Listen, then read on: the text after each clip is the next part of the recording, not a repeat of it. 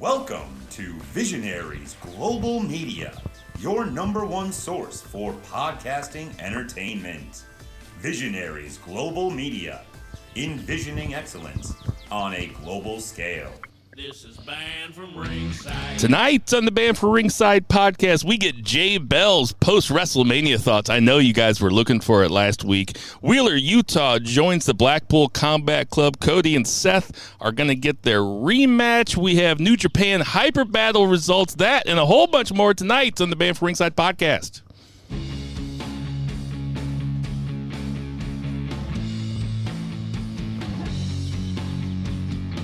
Ditch that 9 to 5. It's time to feel alive. Hello, Mark. So welcome to the Banned from Ringside podcast. As always, I'm your host, Bill Vagey, a.k.a. Hey, kayfabe. Baby, I got your money. Don't you worry. Kayfabe. Baby, I got your money. And making his triumphant return, sitting to my left, we have Jason Cornelius Bell. What's going on, JCB? Oh, shit. It's good to be back, boys. Good to be back. On that lovely note, I'll ask the congregation to bow their heads as I read from the latest edition of the Banned from Ringside podcast, volume 252, chapter 3, verse 14. And the good smart says, hashtag boo the heels. It is all good, baby. Listen, share, subscribe, repeat the Holy Trinity a bit far. First things first, I got to give shouts out to the boys, to Tinder Mahal. I did listen last week. Good job by all. You got Grandel wrestling in. That was the big thing that I wanted you guys to talk about. And then from there, you guys can talk about WrestleMania. Just good to be back. It was a little weird being downtown watching Cardinal baseball, but, couple drinks in, couple shots in. It got being used to the way I remember the home openers. It was really fucking fun. It was like walking into the Roman Coliseum, and you looked up, it was just like a sea of fucking red, and people were just already starting to get wound up and shit. It was like 2:45. They brought out the fucking Cardinal Legends, the whole shebang. It was a really good fucking time. Ozzy threw out the first pitch to Willie. Is that right? Or is it the other way around? I think it was the other way around. And Carl's got a W, too, so that was pretty good. Nothing, player. And out there in Portland, Oregon, we have Two Beer Zach Pullman. What's going on, Two Beer? BF West in the house. Oh, man, feeling a little under the weather. It is kind of what you would expect Portland to be like, rainy and gray. But occasionally it will hail, and then the sun will shine. And then it'll hail again, and the sun will shine. So apparently this isn't normal, so I just moved here during climate change. I was about to say, that sounds like St. Louis just minus the hail.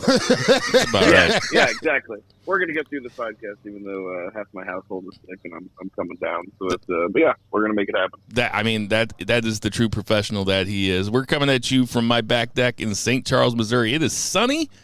It is not cold. I wouldn't say it's warm, though, but it is sunny, and the sun is out. So, without further ado, like I said, everybody missed you last week, Jason. Yeah, I was about to say, I listened right, okay? It wasn't like motherfuckers was clamoring over my shit. Like, yeah, but Zach is gone. I miss him so. I'm talking about the listener. I did say to Tender Mahal last week a couple times, let's not speak for Jason. Thank you. Let's not speak for Jason. There's a couple times it's like, wait a minute, motherfucker, what you say? He can speak for himself. So without further ado, let's get to that 3 count. 1, 2, 3. JCB, what's the 1 count? I guess the 1 count is me reviewing WrestleMania for last week. Obviously, like I said, I was in Busch Stadium for last week's pod, and I did listen to the episode. I'll just try to keep this as compact and sweet as possible.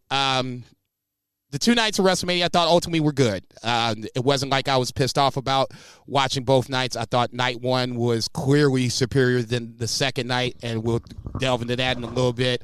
For me, the match of the weekend for WrestleMania weekend was Becky and Bianca. I thought they did another amazing job between them. It was a 9-month story that finally had a nice culmination.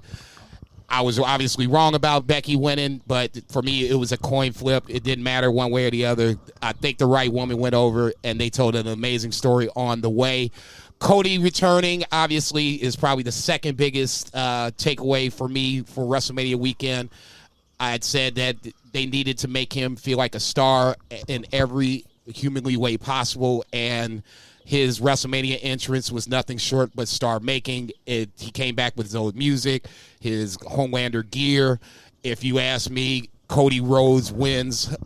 Cody Rhodes won WWE, nothing in that scenario. He bet on himself, came back, and ultimately got the big contract and the years that he wanted. I guess we can go with a couple of negatives. The couple big negatives for me. AJ and Edge was really disappointing. I put a lot of stock into that for night 2. And Damian Priest coming out is okay, but AJ really shouldn't be stopping and taking a look and seeing it as Damian Priest. I get it for television purposes, but for a match that had a lot of hype in my head, it fell ultimately short. Felt like an angle, not a match. Right. That felt more like something that should have been on Raw than versus a WrestleMania match. Roman Brock was anticlimactic, I guess, for lack of a better word. I get the right guy went over, but just the way, if this was the way they scripted it, this is their plan.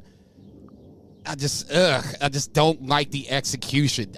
It just doesn't feel right. It doesn't seem right. I'd rather Roman be, God forbid, be legitimately hurt, and then, we go through that versus, this fake injury that we got going on.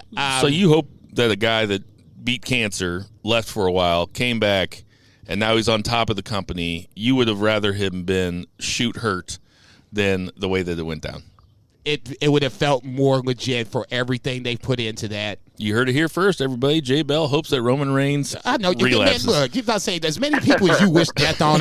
You ain't got no business talking about anything with anybody.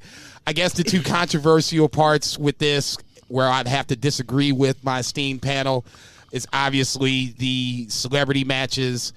Don't get me wrong. I get it. Stone Cold comes back. It's great. The masses lose their shit. I will say that I like night 1 setup a lot better than night 2. Kevin Owens is once again amazing to do what he did and set it up to where, I want this match. I want it to be a no-holds-barred match, and all hell breaks loose. I love that. That's cool. So you were cool with night 1? Night 1 was cool. When you brought Vince McMahon out, and now he has an impromptu match with McAfee, and he beats him, I'm just like, okay, enough's enough. I don't even know if we talked about Vince actually winning the match okay, last week. See that? Yeah, we bypassed that nonsense and jumped right to Vince and Stone Cold. But McAfee and Austin Theory. No, look, Pat McAfee, Logan Paul, if either one wants to legitimately be a WWE superstar, they have a future in front of them, especially Logan Paul. He's got heel written all over him. He might even come back and face Miz down the line. For me, Austin and McMahon, that felt like a Raw segment. Even though I get it, it's 19 years away for Austin. It just felt like it was Raw all over. It was a lot of fun, Jason. Okay, look. What you consider fun, and I'll bring up Jackass in this because this is my other problem with that. Oh, yeah, I think Jackass is fun. All right. You're talking to a guy that doesn't necessarily watch Jackass. I'll watch it if it's on, but I don't go out and seek it out. Sure. Okay, so if I'm saying that these things in night 2 ultimately make me like it less and I give it a lower grade, that's not because, I'm in the wrong. It's because it doesn't interest me. No, I get it. No, listen, you guys are snickering me like, I can't believe you gave it a C. I said, go far. I can't believe anybody didn't like the Austin part. I didn't say anything about the Jackass. I didn't say anything about you not liking the Jackass. No, in fact, when it came down to meta grades, I think that I said, I'm a white guy born in 1979. You did of say that. course I love Jackass. Okay. Of course I love Jackass. So when you came with the letter grade, he was like, Jason gave night 1 a B and night 2 a C, and you enjoy. You're like, well, I can't believe he gave them that. You got two of the matches. You got two of the matches I don't like on the same night. Edge and AJ is basically a failure, and then you cap it off with Roman and Brock. I'm going to say it's less. What would you give the event as a whole? B. Okay, so that's pretty good.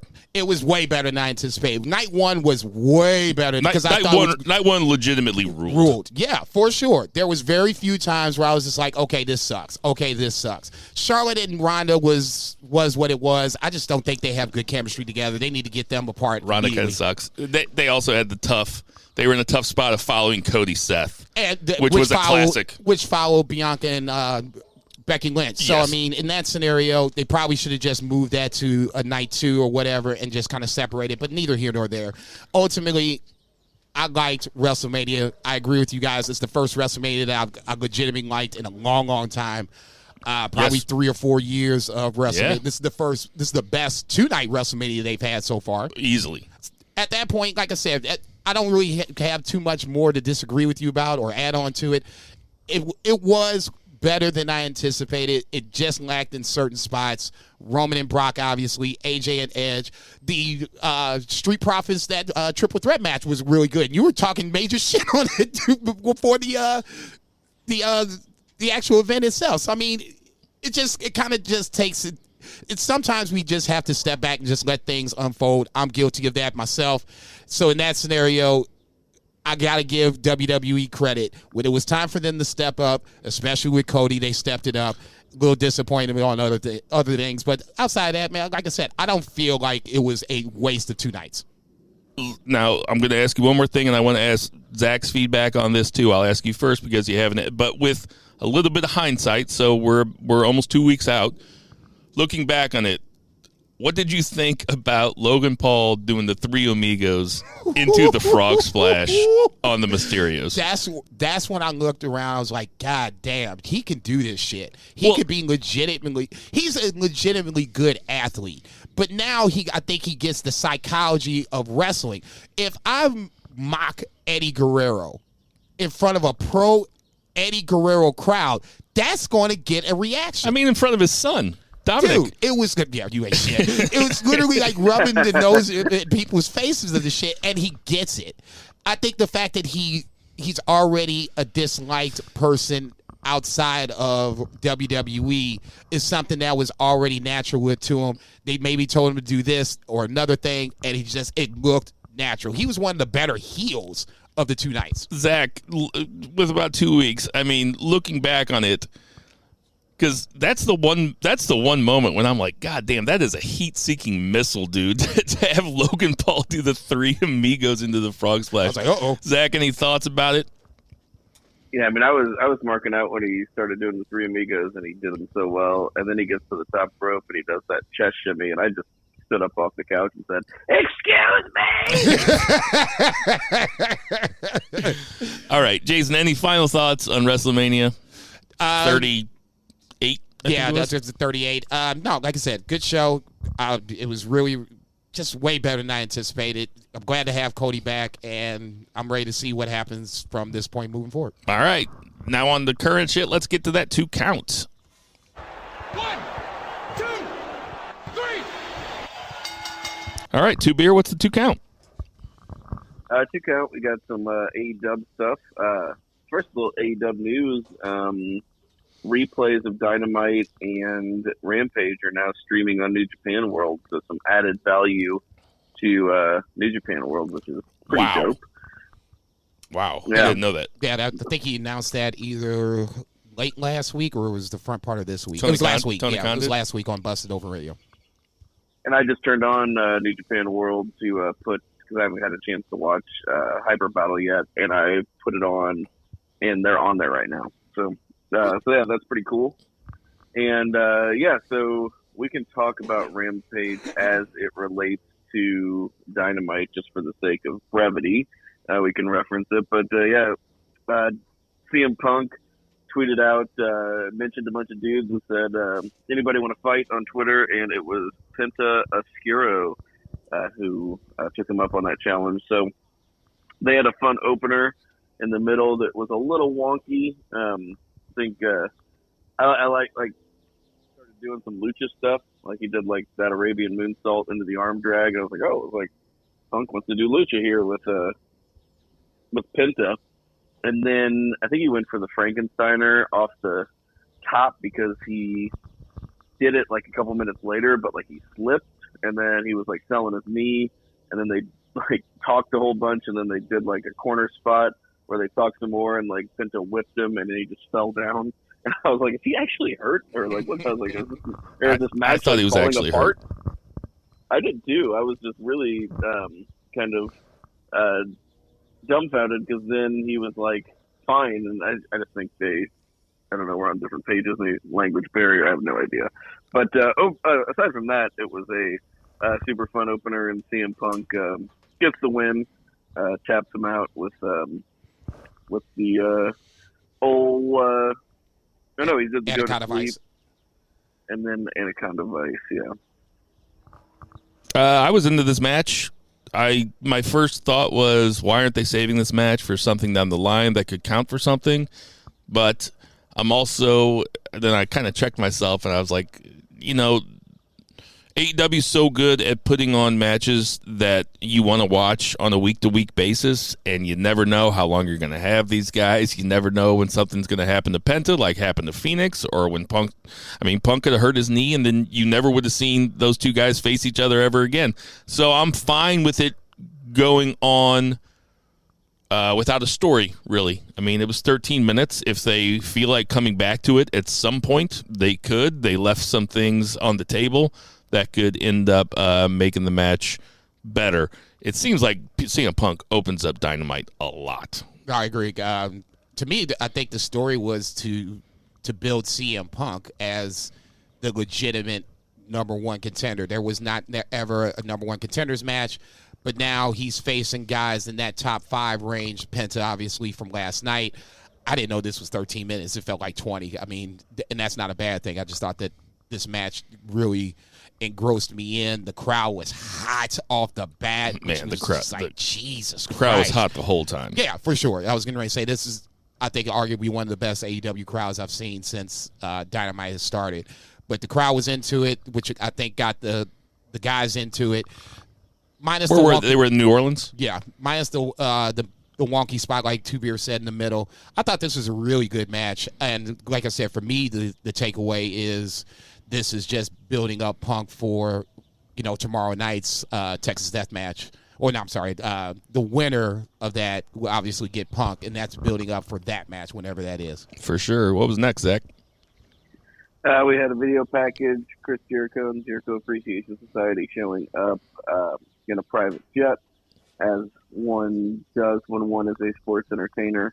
And then they come out, and they're being picked up by 2.0, but it looks like Eddie Kingston and Proud and Powerful have demolished them, or yelling at them out of the car window, and they have stolen one of their shoes, not Matt's shoes. They just changed their name. So Angelo Parker, is that it? Yeah, it sounds right. I don't know. Yeah. So they stole his shoes, and sets up for the 6-man, which we can talk about here whenever we get to it. But we had Jurassic Express versus Red Dragon in a awesome tag team title match. This thing was great.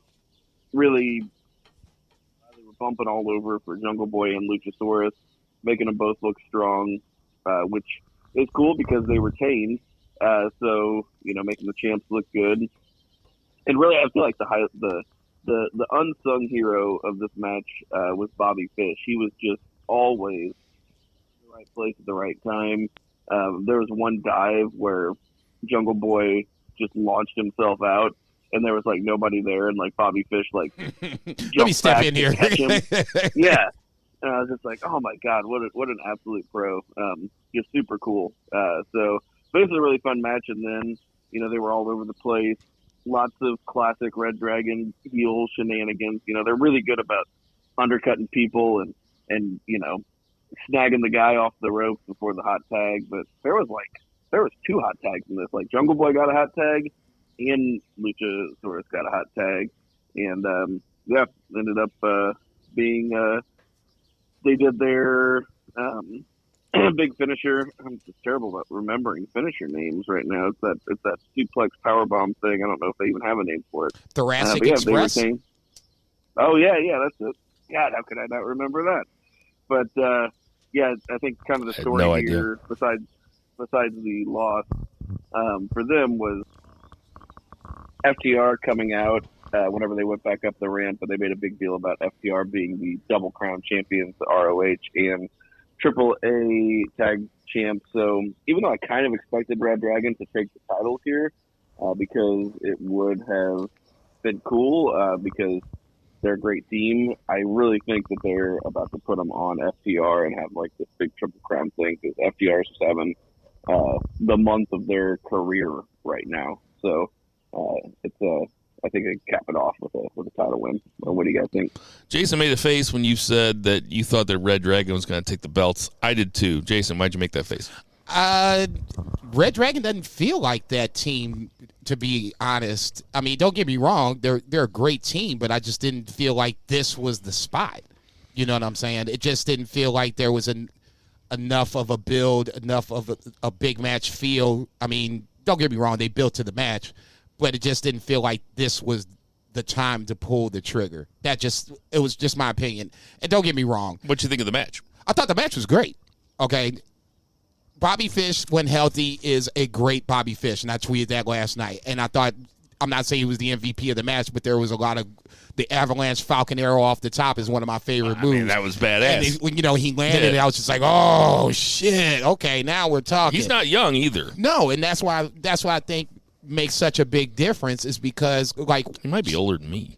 Going back to NXT when they were Undisputed Era, and Fish was constantly hurt, it kind of took away from the group dynamic, you know what I'm saying? So it helped Kyle O'Reilly, obviously, because he ended up going on to singles and, had a decent little singles run. But for me, Red Dragon is that team, and especially with Bobby Fish being healthy, I thought makes a world of difference. Bobby Fish was born in 1976. He's 3 years older than me. God damn, he's 45. And he's doing that. I did not think he was that old, but... Okay, well, maybe looks good. No, he looked great, know. And like I said, to me, at the end of the day, I think it's going to come down to like FTR now is might be in the way, Bucks or somebody else that we're probably not. I'm not thinking of off the top of my head. That's going to be the team that ultimately takes it from Jungle Boy and Luchasaurus. This is their sixth defense. They've had it over 100 days, so I mean, I think they're building them up to fall to someone, Moxley, Danielson, Hardys. They're building up the champs, so when they do fall, they fall to a team that, picks up the mantle and has to run with it. Which I appreciate. But, I mean, the fact is that AEW has a babyface tag team that is more popular than their babyface tag team champs in FTR. And Zach's right that FTR, it's like everybody was just waiting to cheer FTR, because when they just showed the first little hint of turning babyface, all of a sudden they are massive off-the-charts babyfaces. They hold both those other belts, and I thought that putting it on Red Dragon, especially ahead of this Adam Cole-Adam Page match, which I do think that Adam Cole is going to win. I'm going to double down on it. I think that Adam Cole is going to take it off of Adam Page on Friday night. I think that having the Undisputed Elite, or whatever they call themselves, having all three belts sounded kind of cool. And then you have Red Dragon versus FTR. You have FTR in chase mode, and Jurassic Express. They had a nice little run, but they are not your premier tag team. Jungle Jack Perry is going to be a massive babyface single star someday down the line. No fucking doubt. But they had 100. You told me it's 100 days just now. I didn't know that. It's like, that's okay. That's cool. I think that's long enough. That division is so fucking stacked with tag teams that I think that Jurassic Express is not really the team that needs to have it. That's what I think. Anyway. I'm not going to disagree and say just my 2 cents. Not going to disagree and say the tag team division is stacked. Stevie Wonder can see that. I'm just saying that for me, there is a team that's out there that they're going to fall to. Red Dragon isn't that team. I don't have a problem with Red Dragon and FTR for the ROH titles. It makes total fucking sense. Let's see what happens from that point. But like I said, for me, when I watched the match, I kind of knew in my heart of hearts that the champs were going to retain. All right, so up next, we can kind of dive back into Rampage also. What was up next, Zach? Next was a video package, like a recap of Wheeler Yuta becoming a star, and then a backstage segment with the Blackpool Combat Club. So, yeah, going back into Rampage, what a fantastic, star-making performance by Wheeler Yuta. I mean, you had Bryan Danielson going out there and really making him look good in a loss, and the crowd was so behind him in that Bryan Danielson match, and then it was even more so with the Moxley match, and he bled, just absolute fight. Anytime, Yuta kicked out of not only the Paradigm Shift but the Death Rider, and this crowd was losing their mind. I was losing my mind. This was just so quintessential example of how to put a guy over in a loss and how to bring him into the fold of what is, dude, they're the premier stable in wrestling right now. That is the most exclusive, cool, awesome group of people. They are. How could they not be? They are not named the elite, but that is the elite. And just the fact that Wheeler Yuta is in on that is such a huge rub. But yeah, I love this. It was fantastic. And now they're gonna have a three-way, six-man tag, not three-way, six-man tag, just a six-man tag with the Gun Club coming up, who are undefeated. The undefeated Gun Club. So. Yeah, they said they're 25-0. What the fuck? Exactly. I've seen them wrestle twice. Exactly. Jason, what do you think? What do you think of the Wheeler Yuta? The week that was for Wheeler Yuta. For me, and I've said it on. I say Utah like it's Johnny Utah. It's Wheeler Yuta. Yeah, I was about to say it's Point Break up in this motherfucker. I knew about Wheeler Yuta coming into this. I've seen him in multiple different promotions, so it's not necessarily the surprise per se. For me, I think the surprise, and I shouldn't even call it a surprise. To me, the angle, I guess, is you never really had anybody to put Wheeler Yuta over to make him the star that we think he is right now. Moxley and Danielson are two of the best people that you can imagine to put in the ring with them and have a series of matches, especially Moxley. I love how they kind of said, the first match was a blowout, the second match got closer, and now you have this match. You didn't have anybody on New Japan Strong to put him over. You didn't really have anybody in ROH to put him over. And MLW, same thing. When he got to AEW, you got this massive fucking, stack roster. Pick a guy that you want to Wheeler Yuta to face, and he can start making him into the star that we think he is. In this scenario, I was surprised a couple of times that he kicked out. I was like, okay, this is it. It's over. He kicked out. I'm like, what the fuck is this? That Death Rider at the end. Yeah, I was like, okay, this is it. He kicked out of it. He didn't even wait very long either. He kicked out of it right on two, and I thought that Moxley was like, nah, I'm going to give you a little bit of business here. No, good. No, good on him. But I want them to kick out on two emphatically. Don't wait. To me, it's like to kick out on one. It's like, I still got some gas in the tank. Same concept. Wheeler Yuta was put over in a major way on Friday night, and it's going to hopefully bleed on over moving through. Was he called Wheeler Yuta in New Japan Strong and ROH? Yeah. Yeah, right. He's always been Wheeler, So this is a guy that I liked a whole bunch when I first saw him. I never really got while he was with the Best Friends. I think it's because they were, the only reason that was the case, because even that kayfabe storyline, I'm pretty sure that was, accurate. They're, real life friends, and he was living on, because, Gotcha. What's his name? Chuck and Orange lived together in, Baltimore, I think. Philadelphia. But he, I liked him. I was never down on him. He would not be the one that I would have thought, and a name that hasn't even been brought up yet is William Regal. But he was not one that I would have thought they would have brought into this stable. He just probably wouldn't. I know he's not very small, but he kind of seems to me like a Super Junior or something like that. In terms of his size and in terms of his style. But, if William Regal, for them to pick him out, I have to think that is just as much William Regal, Bryan Danielson, and Jon Moxley's decision as it is Tony Khan's.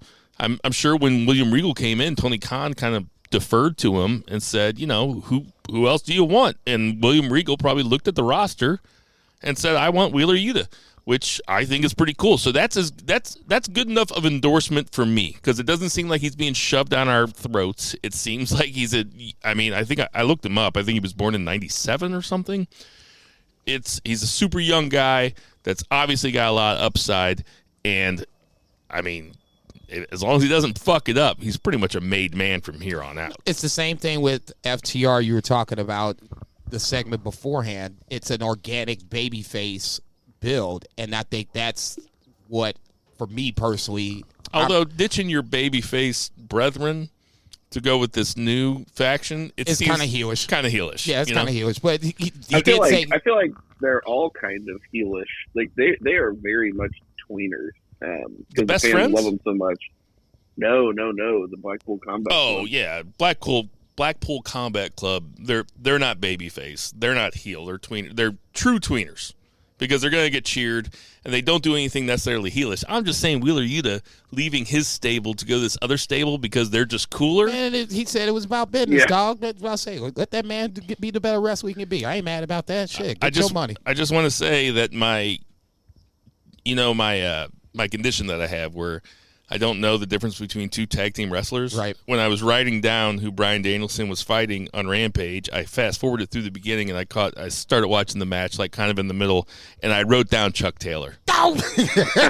I swear to God, thought it was Chuck Taylor. And then at the end, they were like, Bryan Danielson over Trent Beretta. I was like, oh, well, my Scratch bad. that out. Can't tell. Nothing to see here, Can't people. tell tag team. You know what's funny, though? No, I'm not even going to make this joke. I bet you like to tell the black tag team apart. That's not what I was going to say. It's something like I was going to say. About to say, who the Street Profits, motherfucking name? I know them. I know which one's which. There's a good one and the really good one. Yeah, right. It's the one that's okay and the one that's going to be a major star in like 2 or 3 years. Right. Speaking of people with similarities, we had a backstage segment with Jamie Hayter and Tony Storm, and there's something in common there. Jamie mentioned it. Oh yeah, that was because they wrestled all over the world. Oh yeah, that thing. Yeah, that's the thing that's similar. I can tell the difference between those two. Man, you're about to get me caught up. I do think that it's hilarious that Tony Khan booked this match, because that's what like everybody's thinking. It's just like if they would put like Toni Storm, if like she was in NXT, they'd put her against Nikita Lyons or something. If she was still around, she'd probably have to drop a match to her. But I would watch that. The only thing I can say about this is I wish this was the finals versus the first round match. But it's going to be a great first round match. Yep, I agree. It will be, yeah. But yeah, not much to say. We'll see the match. Then we had a superlative segment of MJF versus Captain Sean Dean. Captain Sean Dean already holds a disqualification victory over MJF. The whole thing with Wardlow coming week after week to destroy security guards and break his way into the building in order to get at MJF physically is all like, that's just good pro wrestling. And just everything about this, every single person in this like segment like got over, including the referee. Like, it was just so well done. And so the thing is MJF beating up Sean Dean. He's outside, got a plan to the fans, and Wardlow comes up behind him, and so MJF's running from him. A bunch of security guys have to come down and hold him, and MJF's out of the ring. Bryce Remsburg is counting him out, and at the 9 count, MJF like grabs a microphone and pleads with Bryce Remsburg and says that he will pay him 3 times whatever Tony Khan pays him to knock out 10. And Bryce Remsburg looks like he thinks about it for a second, and he's like, ring the bell. Fuck and the whole crowd just like pops so hard. So now MJF is another loss from Captain Sean Dean, which is like a really fun story because, like, of course Sean Dean is not in a position to actually be getting legitimate wins over MJF, but you have this continued thing where like now he's a thorn in MJF's side, and you know that MJF is gonna want to come back to that and get his win back. So when they actually do have a match and Sean Dean is getting these near falls, the crowd is going to be so hot for it. So everything about this was just fantastic pro wrestling. I loved it. So. Also, if Sean Dean keeps getting these fluky wins, he's going to get wins, and then he might be up for like a TNT title shot or something. It's okay with me. One of my favorite things about this segment, and by the way, the crowd just keeps getting hotter and hotter for Wardlow. The crowd really wants to see Wardlow get his hands on MJF, and when he finally does, put in the right position, like leading off a pay-per-view or something, it's going to be huge, and that's probably where I would do it. I would probably do it at the front of a pay-per-view just to make sure that the crowd is just completely so jacked for it. MJF did one of my favorite things ever here, where he acted like he couldn't zip down his zipper with Sean Spears, and Sean Spears was helping him. And I was like, you know what? I bet he really can't get his zipper down. I was like, that would be fucking weird, like he'd eventually be like, man, I just got to wrestle in my jacket. What's going on? This is some shit. But he just he worked everybody. He worked me. I thought his zipper was actually fucked up. Okay. And then he just calmly unzips it. God, that was so good. That was major good stuff. MJF, you got to give the credit where the credit is due. I thought this was a good segment. Dare I say, borderline great. There's not too much you could really complain about this at this point, except if you just don't like the players involved. Sean Dean is getting over organically by getting wins over Spears and now MJF twice. You got Wardlow getting closer and closer to actually getting his hands onto MJF every week. He breaks a barrier. He couldn't get past backstage.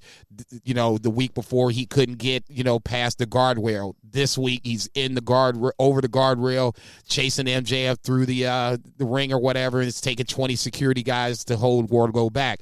So in this scenario, you could see them, inching us closer and closer to the ultimate, payoff, which would be the match itself. I don't know if you can wait long enough to Double or Nothing to get there. That would be my guess. But if you can't, whenever it does happen, this crowd, wherever it is going to be going absolutely ape shit. Sean Spears is going to have his hands full trying to run some fuckery to help MJF, and it should be a good conclusion to their feud. But ultimately, like I said, I thought this segment was really, really good. It was done well. The fact that you had, like you said, Bryce Remsburg, debating on whether or not he was going to count 10 was a little over the top, but it got his point across. So in that scenario, I can't really complain too much about it. All jobs well done as far as I'm concerned. Then we had a commercial break bookended by emo segments, one by Darby Allin where he suggested a coffin match with Andrade El Idolo, so that's going to happen. Looks like, I think, that's next week on Dynamite, I believe. It is. It's next Wednesday. Somebody was saying this to me on Twitter. I guess that was last night when I was saying that I wasn't too enthusiastic about this because it just feels like this is a Darby Allin win, and they were saying they replied back to me that this could be like his little gimmick match or whatever, where you can have him, build feuds up, and then ultimately, the coffin match is, his signature match, like the Hardys have the ladder match or whatever the case may be. Taker's would be coffin match as well.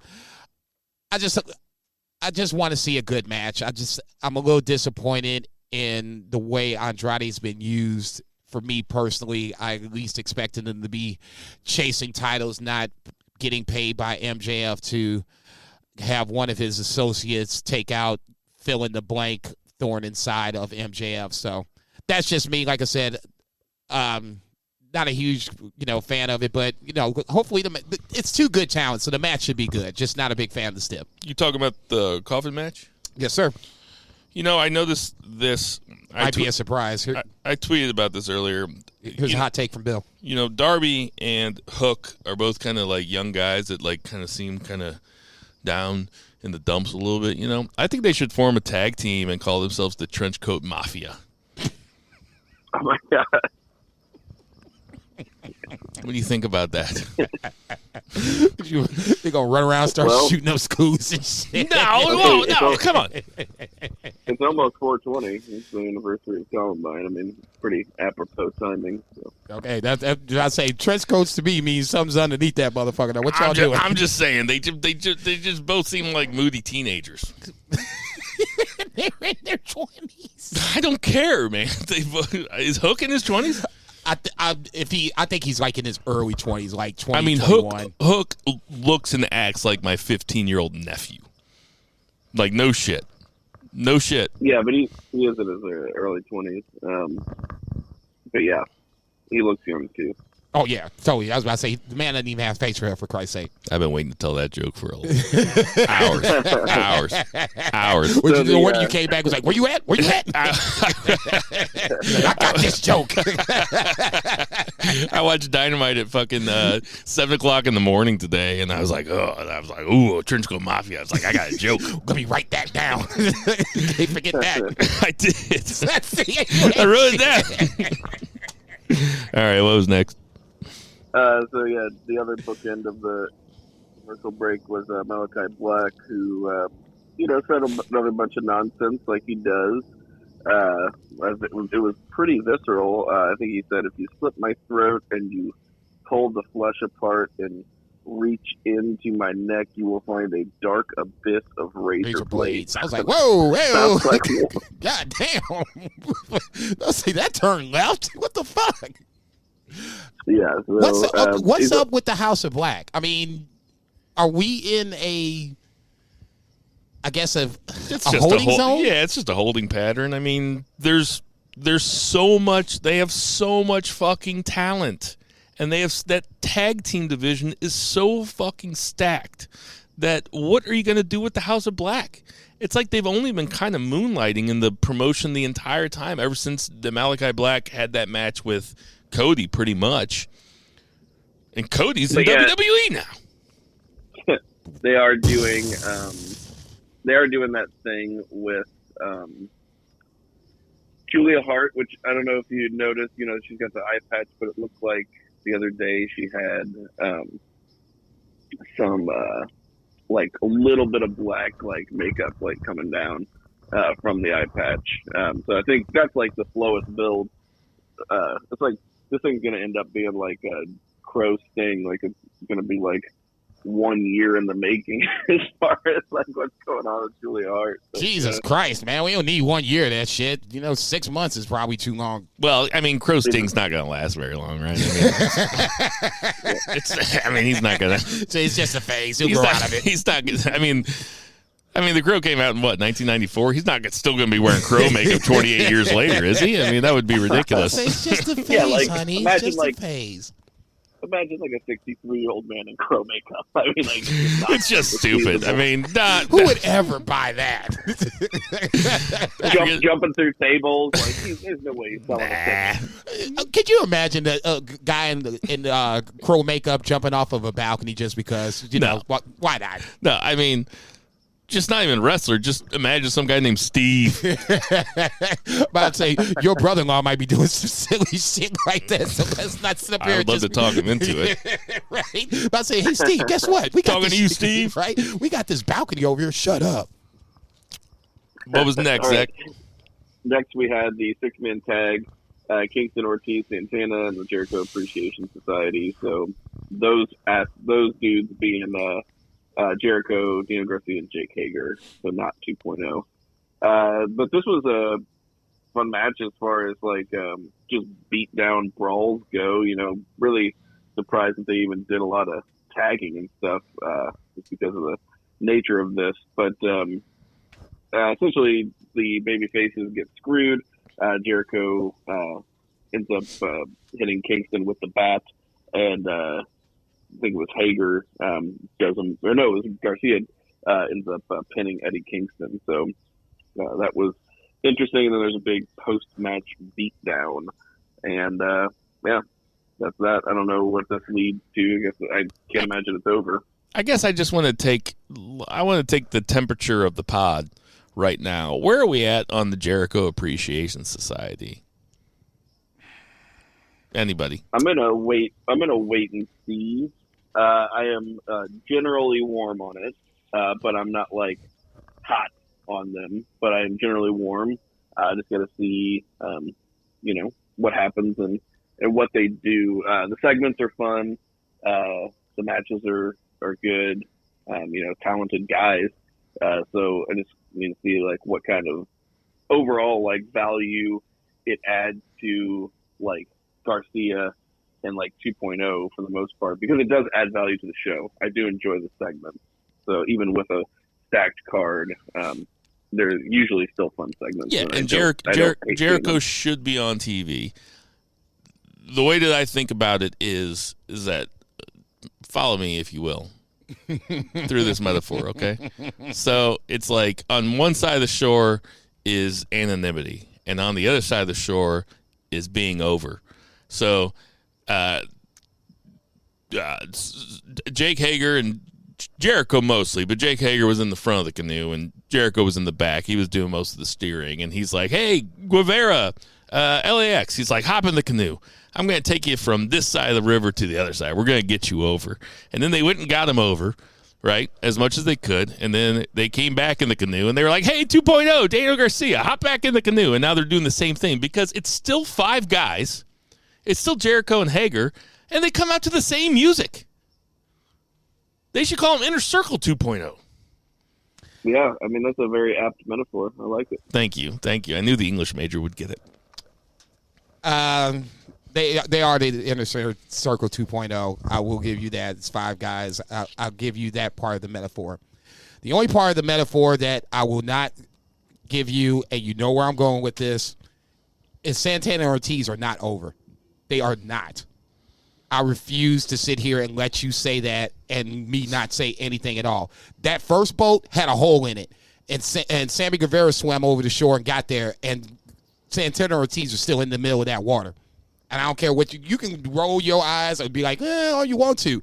Look, every time I look up, they are catching the beat down from Jericho and or the Inner Circle and or the JAS. I don't want to hear it. They are not over. If they were over... Well, let's call that river the Rio Grande, and maybe they can just swim here. Oh, my golly. Too much? Was that too much? Oh, wow. Even I got Zach saying, "Oh wow." You fucked up. Yeah, no, I apologize. You know you fucked up. Here's you a habitual line stepper. I apologize. That was too much. I'm sorry. Let me do it right. Sorry, Michael Wallaceos. Let me do this right.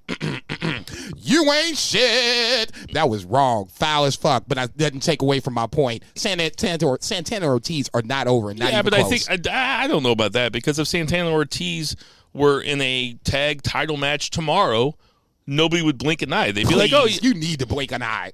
All of a sudden, they gonna come out and have a tag team title match over all the stacked roster that we have in the division. We just talked about it. They're part of them being at the bottom of the card. Them being at the Do bottom. the Hardys deserve a title match before Santana Ortiz? No. Wow. Okay. I don't even know why I'm going to continue down this road. You mean I'm talking about personally? I'm talking about in the world, in kayfabe style. In AEW, does the Hardys deserve a title match before Santana Ortiz? Yeah, kayfabe style. Yeah, that's all I need to know. They're not over. Hardys are over.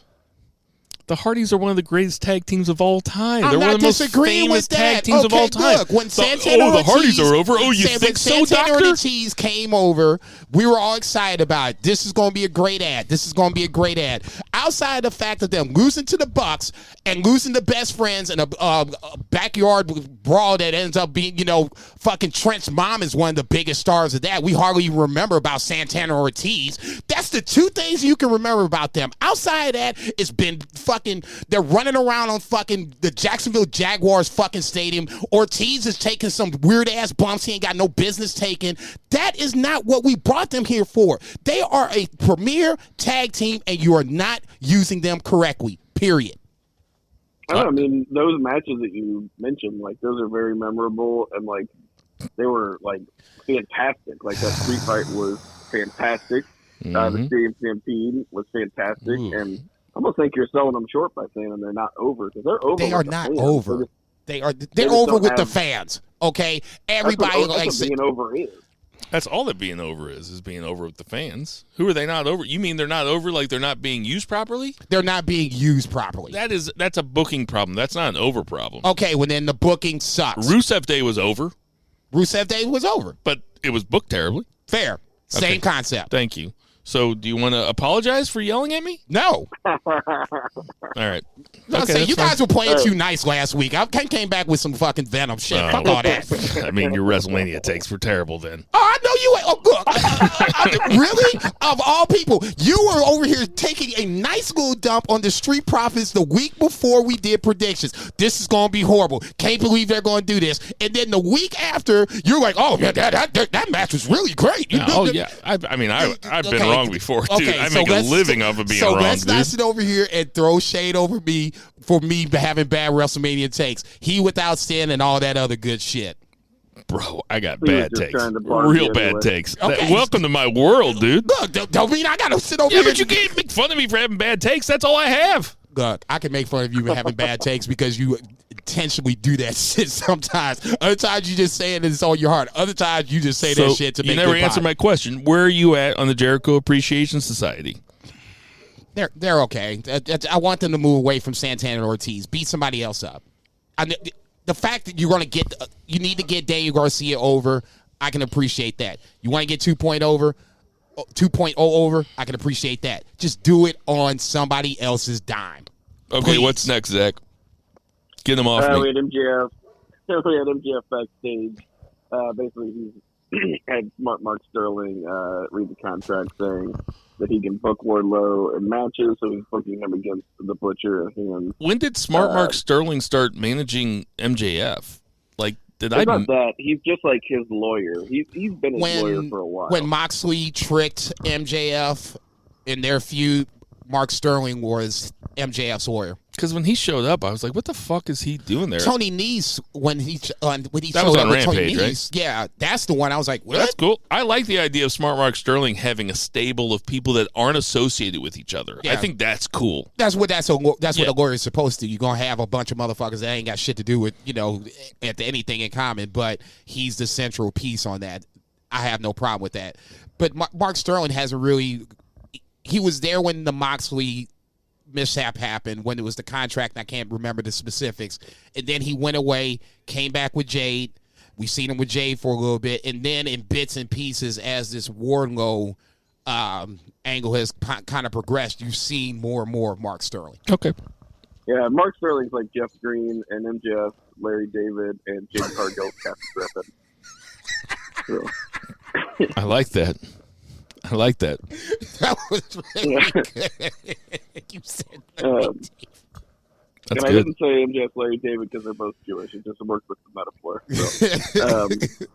But then we had Marina Shafir and Sky Blue, and as hot as the crowd was for the entire rest of the show, they died. It was radio silence. I mean, you could hear those, like, with the baddie bunch or whatever in the crowd, you could hear them yelling at the match because they were the only ones making noise. But, I mean, I can't say Marina Shafir looked bad. It's just people weren't interested. I mean, she was throwing Sky Blue around. Sky Blue was throwing that cape around. I didn't mind it. It was short. But I don't know. But I feel like her presentation was like what I want out of Ronda Rousey. So I will say that they're doing like what I think they should be doing with her when she just comes out and kicks ass. But yeah, we'll see how it goes. But they didn't give a shit at all about this. I mean, it's a hot crowd. There has to be a down point, and the down point is going to be, sorry to say, a match between Marina Shafir, who's never had a match in AEW before, and Sky Blue, who nobody gives a fuck about. No, I won't say nobody gives a fuck about. It's just Sky Blue is enhancement talent at this point. Right, so nobody gives a fuck about her. That doesn't mean nobody gives a fuck. She's fairly popular. The problem, I think, is that S.A. Jones. the problem, I think, is that that there's. Did I say that right? SD Jones, Special Delivery Jones. Shit. You don't have a really big, backing for Marina Shafir. I know they've been having her on Dark and Dark Elevation, but I think that's kind of a problem because I'll just speak for myself. I don't watch either or. So for her to now be dropped in on Wednesday night against Sky Blue, who's not necessarily a name per se, like I said, to me, she's enhancement talent at this point. She does have, a good skill set, but, neither here nor there. You knew what was going to happen. The match just wasn't really good. Let's just call it for what it is. There was a good front part, but then somewhere in the middle, it got a little clunky. I don't know whose fault it is at this point because it, looks like they're both a little inexperienced. You probably needed somebody in there with Shafir that is a veteran that can, kind of guide this match through. And it wasn't even really a long match. It felt long because the crowd wasn't into it, number one. When Shafir came out, she had all the bells and whistles, and nobody made a move. I was like, oh, this is not good. The match kind of suffered because of that. And like you said, the baddie section or whatever the case may be, shit, they were the biggest part of the whole fucking the match as far as I'm concerned. Marina Shafir was more worried about the baddie section than she was about, Sky Blue or whatever I was going to call her, Cora Jade. They do look kind of similar, but neither here nor there. In any event, I get there's got to be a lull in a 2-hour show. This wasn't a lull. This was a huge dip. Like if you start the roller coaster at the very tip top and that first dip down, that's what this was. It was like straight nosedive all the way down. People were screaming and yelling their motherfucking heads off. I just think that they probably should have put her with someone, she being Marina Shafir, with someone that was more of a veteran presence that can help lead them through this match. I can't say that I liked it. It was just not very good. It would have been better if it was like, I don't know, the Bunny. Somebody who's worked a couple matches. Okay. And somebody that the AEW crowd is a little bit more familiar with. At least, if I went to Dynamite, I wouldn't really know who Sky Blue was. Only reason I know is because I've seen her name on Indies. I've seen a couple of, little clips of her or whatever. And it's weird because I hate to say that she's not good because when I see her, it's like on AEW and, she's taking the L, where in other promotions, any promotions, she feels like this big superstar. So I hate to just grade her on just what I see on AEW. All right. So next we had Hook and Danhausen. I guess that's a thing. Zach, what do you think? Just a way to set up Tony Nese and Hook. So Hook's Dynamite debut, and just a way to get Danhausen on TV. There is a little bonus content on, I don't know what it's on. I just saw it on Twitter, but maybe it's not on anything. But after the camera, or after the show, or maybe shows this week, Danhausen came out with the Blackpool Combat Club. It was awesome. He cursed William Regal, and it was William Regal sold the curse. Like, it was just classic Regal. No, it was so good. It did make me laugh. I'm not even a Danhausen guy, and I have to admit that was one of the funnier segments I've seen all week long. But we'll have Hook's Dynamite debut, which is cool. Get them off Rampage, get them on the Dynamite. They're building them up. Gonna feed them Tony Nese, and we'll see how that goes. Then we had. I wish I had an audio. I wish I had an audio drop that was just a shrug. I mean, okay. No, not a I Hook think guy. that would go really well with. I mean, I think he's a shrug kind of guy. I think he's fine. There's so much fucking talent on the roster. I know, It's like, why can't we let Hook cook for a little bit longer? I'm not saying that he's going to get a TNT title match. I'm just saying in this scenario, for me, I don't have a problem with it because I like the fact that they're getting these stars, they're building them up as homegrown talent organically, and slowly but surely they're starting to make the move from Rampage or Dark Elevation to Dynamite. We got Jason defending AEW against me. I like it. What's next? We had the Men of the Year backstage. Dan Lambert saying that the most annoying couple in AEW is actually still in AEW, which is some shade at Brandy and Cody, even though they're not even in the promotion. I missed that. That's good. No, he did say that. Yeah. I wanted to talk on that for a second. No, go ahead and finish the two beer, and then I'll go in. Basically, running Samu Guevara down, I guess it's gonna be Scorpio Sky and Samu Guevara at Battle of the Belts maybe. So yeah. Is Ty and Sammy now the most, I guess, hated couple in wrestling right now? For a month ago, they were pretty hot baby faces. Even though they weren't together, they were still pretty much as crowd favorites, if you will. Well, do you remember being in high school and there was always like one couple that was like super making out in the halls all the time, and everybody was like, get the fuck out of here, you fucking douchebags. Yeah. That's what Ty Conti and Sammy Guevara seemed like to me. It's like nobody, like, didn't they put something up where it was like almost them fucking on Instagram or something? With the TNT title belt or whatever, yeah. Yeah, it's like they shouldn't. It was after that whole thing with Lambert, but they shouldn't have put them together on TV. Is the thing. Like, it was fine with them being separate. The crowd turned on them as soon as they put them on. Actually, TV. that is the take. That is exactly right. So what do you do with Sammy and Conti now? Like, remember when they did that with Seth and Becky too, and everybody just completely rejected it. It's like nobody wants this. You know? Even though it makes sense, I do agree with you on that. It's different when they're both wrestlers. If it's like a valet, that's a completely. Why is it different? I don't know, but it is. Don't you feel it? I'm not saying I disagree with you, but it just, for me, what difference does it make?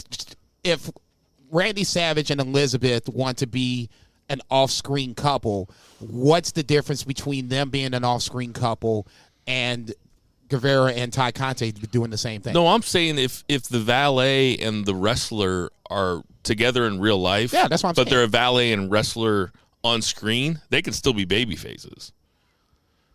It's when they're actually together and they're both wrestlers. It's like people don't want to see it. I don't know, but like I'd probably have to talk to my therapist about it. We'll get on that shit. We need answers. I guess ultimately where I'm going with this is that I think now they've kind of booked, they being AEW, kind of booked themselves into a corner with this, where now the crowd is clearly rejecting any and everything named Sammy Guevara and Ty Conti. I mean, you got to try really hard to turn Dan Lambert into a babyface. And I don't think they got to try that hard. I mean, they are, at this time, they're pro Men of the Year or pro anybody that's going against Sammy and Ty Conti. Flipping them heel is the easy, result, but I don't think that does anything for I just think it's too early to turn Sammy Guevara heel. Yeah, even though he's a good heel with babyface moveset, but I think they suffered because I think their spot is the spot that Cody and Brandi were supposed to be in Tony Khan's vision of booking, because they were, before they left, Dan Lambert was running down Brandi and they were setting up for, what's her name, Paige Van Zandt, and they was probably going to tie in with like an intergender match or something, and so they were just like, oh, well, we'll just put Sammy and Ty in there, and they're getting the same treatment that like Brandi and Cody were, which were essentially baby faces that get booed. So yeah, blame Cody Rhodes. No, I'm joking. Can we talk about the next segment, because yeah, we can definitely move on. I have thoughts about it. The next segment was the Shane, Swerve, Strickland, and Keith Lee versus Absolute Ricky Starks and Powerhouse Will Hobbs. Even the referee was black for this one. But, damn it, he took my joke. Good. Thank you. I'm sorry. Thank you. I was like, man, if he says something about this referee, I'm gonna fucking kick him in his fucking teeth. I'm looking around like, what the fuck, man? Everybody's black in this match. I was like, man, Tony Khan doesn't do a lot of things like Vince, but he sure puts all the black guys in the same angle, doesn't he? The referee included. I'm like, I don't think I've ever seen this black referee before in my life in AEW television. I went golfing with my buddy, his kid, and another kid one time, and we were all four lefties, and I was like, we have to be the only fucking foursome in the country, maybe in the world, where all four guys are golfing left-handed. Get the odds on that motherfucker. Jesus It's the same. Christ. It's like let's just put all the black guys in a tag team together. Like, It's like, dude, come on, Tony Khan. You're killing me right now. Damn it. Hit this. Who's gonna ref? Earl? No, throw a. Joker, come on down here. Get in the ring. We need you down here for this match. Hey, man, I ain't never refereed before. It's okay. Don't worry about it. Take this shirt. Put this shirt on. Go Dude's down working there. in catering. Right? Like, dude, that's He's cutting the prime rib. That's the first thing I thought about was like, where does this black referee come from? I've never seen a black referee in AEW in my life. And now all of a sudden, here comes the brothers, and we got to have the black referee down there too. You really don't. I'm not going to sit up here.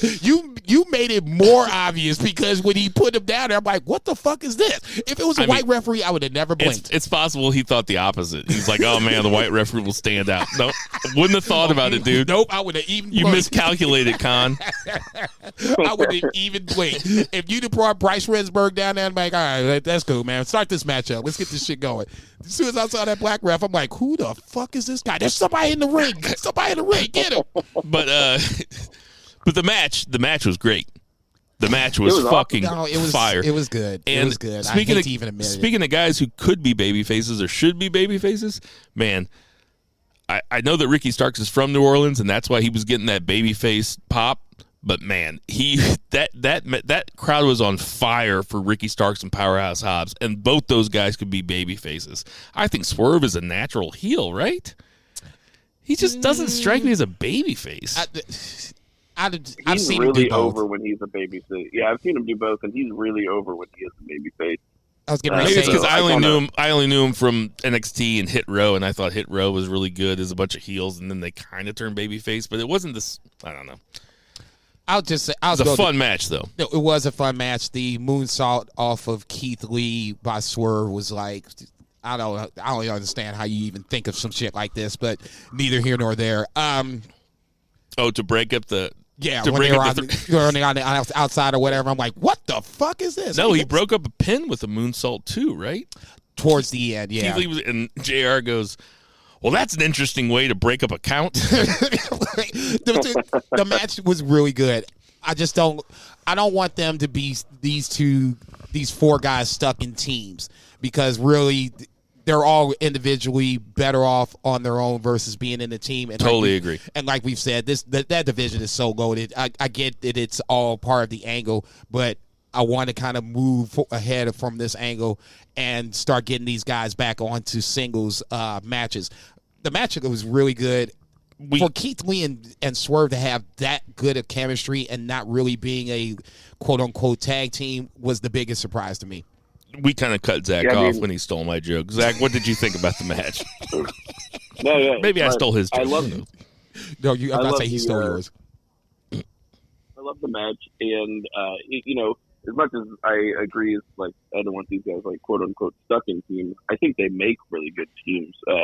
Like Jason said, Keith Lee and Swerve had awesome chemistry, and like I'm fine with seeing them in some tag team matches because that's kind of how you get people on TV. I mean, even like New Japan, it's like Tai Chi and Zack Sabre are fantastic, but like Sabre's wrestling for the heavyweight belt and Tai Chi's out there, doing KOPW singles matches and stuff. Yeah.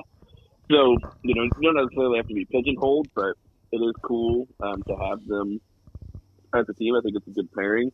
And Ricky Starks and Hobbs are also a good pairing. Man, Powerhouse Hobbs, like, if you go back, like, a year and look at him, like, when he debuted or, like, 2 years or whatever, and just look at the work that guy has put into his body, like, he's gotten bigger. Jacked. He is jacked. He was already big coming in. It looks like he's gotten, like, more muscular defined. You know what I'm saying? Yeah, oh, yeah. He was just a big guy before. He looked like an offensive lineman or whatever. He probably was. Like, I don't know his background. Listen to Zach try to talk football.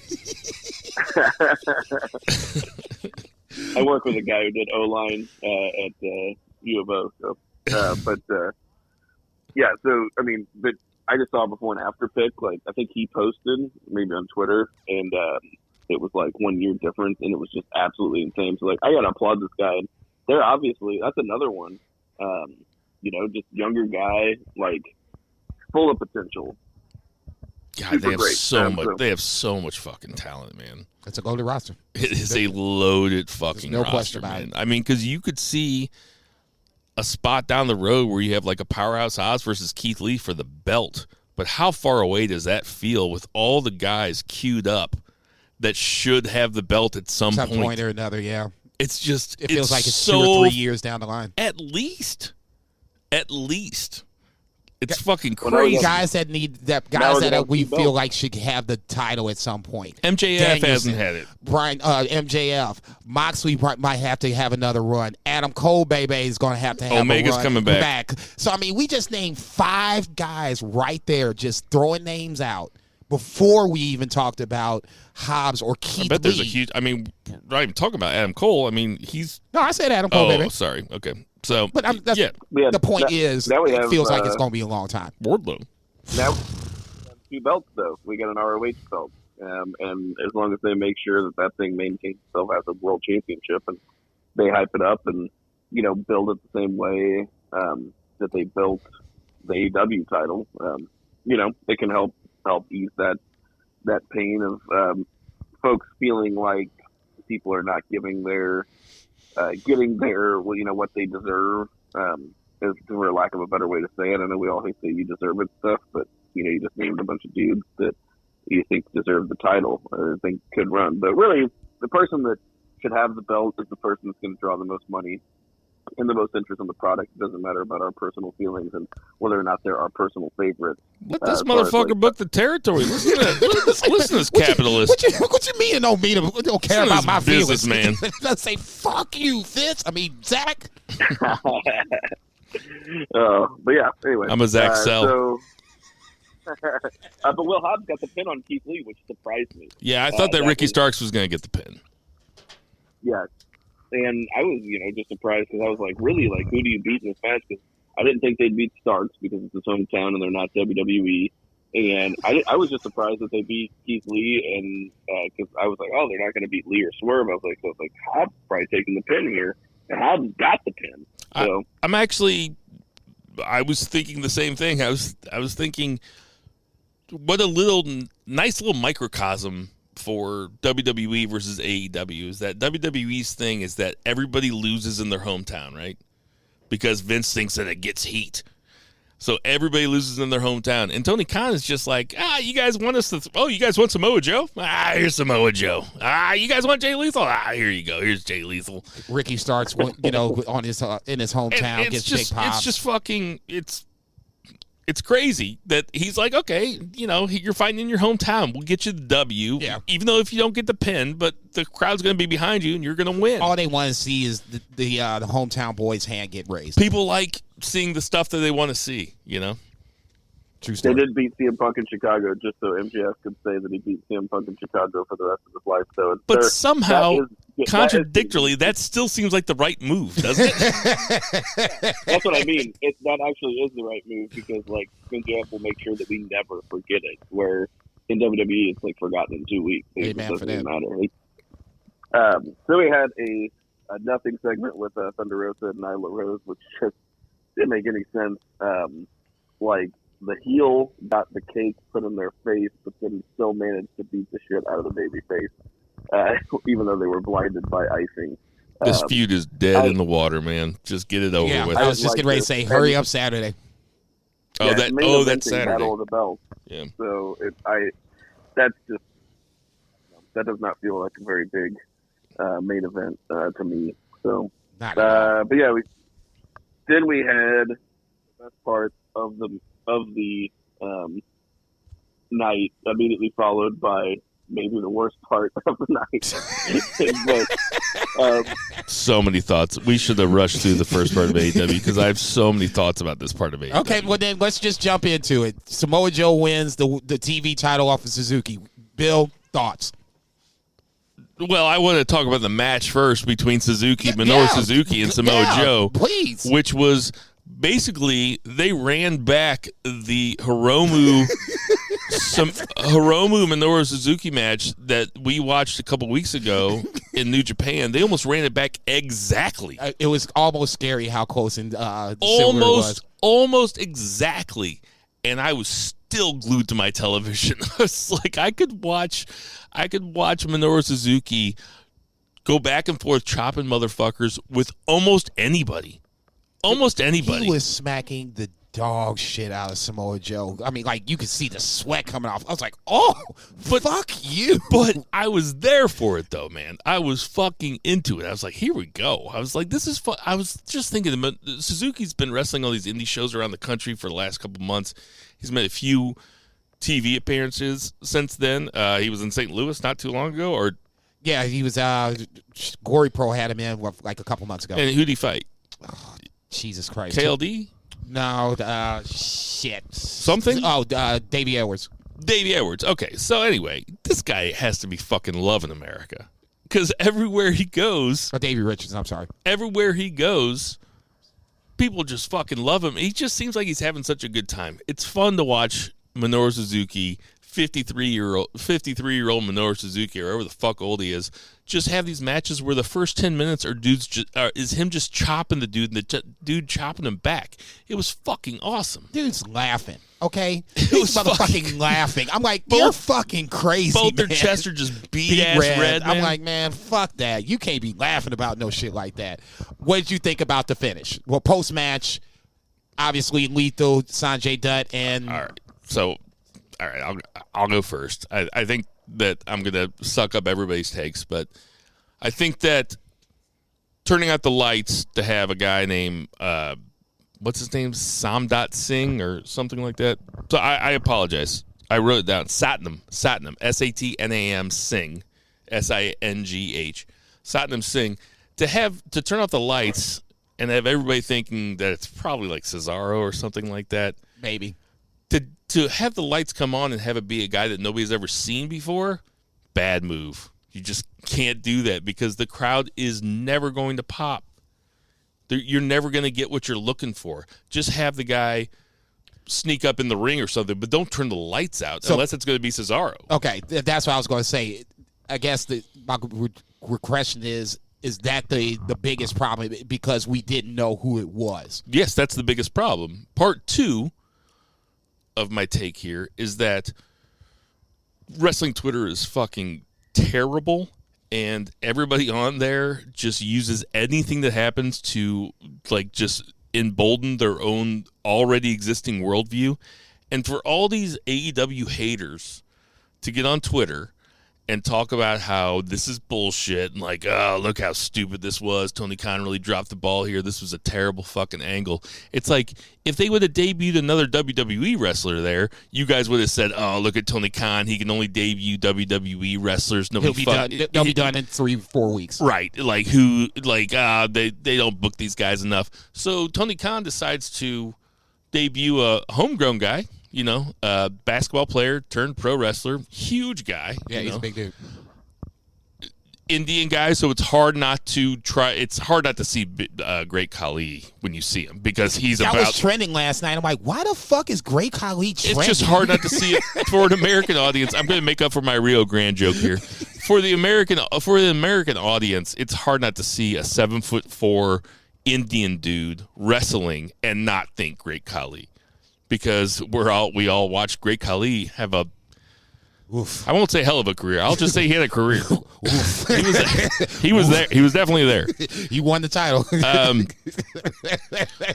But they would have been complaining about a WWE wrestler if a former WWE wrestler would have debuted. So I think that really the only mistake here is turning the lights out. That's the only. If the lights never would have gone out, it would have been fine. Everybody would have been like, "Who the fuck is this?" But at least Samoa Joe just beat Suzuki, and then you have, Lethal and Dutt, and it's like it's an angle, but it's not an angle where you expect every time the lights go out, it's somebody big. Agreed. I can't say I disagree with you with anything you just said. It felt very underwhelming, I guess is the word that I'm using in the sentence. The match I thought was really good. I would love to see them run that back. I just kind of felt like when Jungle Boy and Luchasaurus came out for their match, I felt like they were going to win. When Suzuki came out, I was just like, oh man, he's facing Samoa Joe. Samoa Joe's never won the ROH TV title, man, fuck, he's getting ready to drop the title, which ultimately he did. But it wasn't like it was, a shitty match or a shitty way he did it. He just got beat flat out. I don't have a problem with that. When the lights went out, I'm like, okay, who could this be? And I'm like, I couldn't think of anybody off the top of my head, but Cesaro it should have been my first guess because it's all ROH. Cesaro has ROH ties, obviously. That should have been my first thought. When this Singh guy popped up, my first thought was like, who the fuck is this? Number one. And number two, he just doesn't look naturally comfortable in the ring, if that makes sense. It felt like there was, some great Khali movement to it. It wasn't fluid or whatever the case may be. I'm sure all that hopefully will come in over the course of time. But to me, everything that Bill said is on point. I can't disagree with it. It was, if they wouldn't have put the lights out, I think that was kind of the big mistake. Because I'm thinking, somebody that I know is getting ready to pump out, and this is going to be a huge fucking deal, and you have the Great Khali lookalike, which didn't help matters. So, but I agree with Bill. If it would have been Cesaro, people would have shit on that too. I would have been excited about it, but, other people would have shit on it. So Tony was probably in a damned if you do, damned if you don't situation. In this scenario, it didn't work for me because personally, I don't know who this guy was jumping Samoa Joe until after the show went off, and then I will, clicked on Great Khali's trending. I'm like, why is Khali trending? It's AEW night. I don't get it. And then I see the finish. I'm like, okay, yeah, he does kind of look like Great Khali. Two Beer, what do you think? Yeah, I'll just echo the sentiments about the lights and say that at least the announcers, like Shivani, knew who the guy was. Yeah. They weren't just like, oh, look at this monster. Who is this monster? Because you can just imagine Michael Cole just like saying monster over and over again. Yeah, because he's been told to say the monster over and over again. Yeah, exactly. So, at least you're like, oh, this is, whatever his name is. This is him, and he's been, training with QT Marshall. Not they said that, but yeah. So, they're making a play for the Indian market. They're going to put this 7'3" Indian guy, like you said, Great Khali. It's their version of like Jinder Mahal, and they're going to give him Sanjay dude, don't Dutt. say that. Come on. Let's get a higher bar than that. Jesus Christ. They're not going to give him the belt, but I'd be surprised if this dude's even as good of a wrestler or personality as Jinder, and I mean that's saying something. Yeah, so, I don't like this gender slander in my house. Like, that's what I mean. Yeah, I'm not slandering him. No, I'm talking to Jason. Gender sucks. Whoa. How about that? But, That's worse than my Rio Grande joke. So, but they're giving him Sanjay Dutt to be a mouthpiece, and and Jay Lethal, who's there, and they're veterans, and Sanjay Dutt is also like Indian American. I'm pretty sure he speaks the language. So yeah, they're making a play for India, and yeah, I like the idea of Lethal. Listen, I'm just going to accept the fact that everybody in AEW is going to be part of some kind of collective. Like that's just the way that Tony Khan obviously likes to book. I'm not gonna get pissed off about it. I'm not gonna let it bother me anymore like it used to. I mean, NJPW kind of does the same thing. I like the idea of Lethal having a heater and having a manager. I think it's a cool act. I think that Lethal is cool. I like the idea of him having a heater. If it would, I guess, yeah. Tony Khan never should have turned the lights out. He never should have turned the lights out. He shouldn't have turned the lights out, and the heater is supposed to keep, heat on the actual heel itself, the big-time heel. So I guess if you're going to have this Singh guy, take a bunch of, nasty spills and pops, I guess it's going to work. Ultimately, Samoa Joe's going to have to get through Singh to get to Jay Lethal. That's the way I'm looking at it. And for the record, I'm not necessarily saying that I was wrong about Jay Lethal. It just it waited a week until they finally actually had something for Jay Lethal to do. Did somebody say something about you? No, that was from last week when you guys were saying that you were talking crazy, but I was saying that Jay Lethal was being misused in well, you were. AEW. I mean, if you said that, you weren't the only one. Lots of people said that. That was a big criticism of AEW. Oh, I know. I'm just the one that has to defend himself here, so I'm going to defend myself here. Fair enough. Anything else that we want to say about AEW? Good show. All bullshit aside, I thought this was a good show. Good show. It's going to lead up to, Battle of the Belts on Saturday, and then, Texas Deathmatch on Friday. You got Adam Cole, baby, winning. Two Beer, who you got? Man, I know Bill took Cole. I'm sticking with Paige. I feel like, the Texas Deathmatch is Paige's thing. And I think, kayfabe style, he has the edge.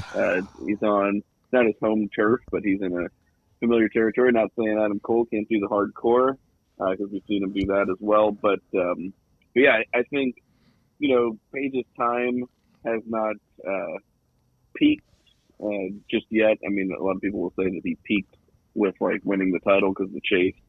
But yeah, I think Cole's got time. Ultimately, I used to think that MJF was going to be the guy to take it off of Page, but now I could absolutely see MJF taking it off of Punk. So that's kind of where I'm leaning now as far as title progressions. I think it's going to be Adam Page. Jason, tiebreaker. Fuck my life with this shit. I mean, I didn't think about it being a Texas death match. That's a pretty good point by Two Beer Zach, but it's also kind of, they could swerve you. Exactly. And they could actually, one thing I like about your take is they can actually do a title change on regular television, and I think that's very cool. When that happens. Rampage, which would set up a precedent to where you might want to start having to watch Rampage on Friday nights, especially with the title match involved. Fuck, man. I'm going to take Page just barely. I just don't think it's his time to lose the belt just yet. He could still wrestle CM Punk and then lose, and Punk could lose it to MJF to keep on the timeline that Two Beer had. Punk could wrestle Adam Cole, baby, and beat Adam Cole. That just feels like it's now we're, hot shying the title. I just think that this is the one where if Cole even loses, it doesn't hurt him. He can still win the title. Page is probably going to win. It wouldn't surprise me if Adam Cole won. Is this Texas death match no DQ? Yes. I mean, Cole's going to win. Red Dragon's going to help him win. And then Page don't have any. I mean, he's got Dark Order, I guess. Well, the Lollipop Guild. Right. And then, you got the tag champs that probably, might come down as well. Lollipop Guild would probably be the safest bet, but I don't know. I think Adam Page retains. That's fair enough. Let's get to that. Recount. 1, 2, 3. All right, so the 3 count is going to be main roster shit, which I did watch almost all of this week. I watched it. SmackDown was a little bit more interesting. Okay, I'll start off with the good. How about that? Yes, he's looking. Oh, he's like, no. So, well, I think no. I think this is pretty good, but I want to hear your guys' thoughts. Gunther. Well, I said I would never call him Gunther. So Walter, motherfucker, makes his SmackDown debut, makes his main roster debut. He has I guess. Not Marcel Bartel. Oh, yeah, Marcel Bartel. Yeah. His name is now Ludwig Kaiser. And Gunther goes over a jobber. I thought that Gunther's entrance was badass. I thought it looked really cool with the big white light behind him. I don't know why they asked Gunther to lose the weight. I liked him when he was a little fatter. He was so unique looking in that way. Like there's plenty of big guys with 6-packs who are, I mean, he looks svelte now. Right. But he always kind of had some extra on him, and I just thought that looked, he definitely looks better now. But for the purposes of professional wrestling, I wish he would have kept the weight on. What do you think so, Jason? I want to jump back for like 30 seconds to Ludwig Kaiser? No, fuck all that. That's goddamn WWE. It's like you got Austin Theory. You just can't leave that shit alone. You got to take his first name away. He's Theory now. I mean, that's like an 8-bit Nintendo bad guy name in like some fucking pro wrestling game. Theory. Oh Jesus, it's Theory again. I can't ever beat this guy. I did want to see the Braun Breaker Walter match, and I saw highlights of it. And I got to give Braun Breaker credit. You know, he looked good. He beats Walter. I wished it had been more of a build, because now it just feels like we're back to square one with Braun Breaker. And that way with But Walter's got to go out on his back. Which is fine. Build it up to it. You know, make it a deal. You know what I'm saying? It's not that hard. It's Wrestling 101. Anyway, I did like the presentation of Walter. The fact that he, squashes the jobber, that's a good start. But ultimately now it's kind of like, okay, where is this going to ultimately go? I want to see him versus Roman, but it's two heels. Probably not going to happen. So from there, now what do? It's just, I don't want him to be on this roster to be on the roster. I want him to have some good matches, win a title. Hopefully it's something that'll turn up to make him a better person and, better wrestler, and the title elevated as well. That's wishful thinking, I'm sure. But I just don't want him on this roster just for him to be on the roster. Totally have him do something. If he's, if God forbid, if he has to fall to Roman Reigns, I would be okay with that. But just don't have him on the roster just to have him on the roster. Two beer Zach. I will. I'm happy for him that he's in better shape, but I'll agree with you about the weight. It's so funny. Like, he looks really good, but I'm just like, I just like kind of chubby Walter. I don't like Svelte Gunther.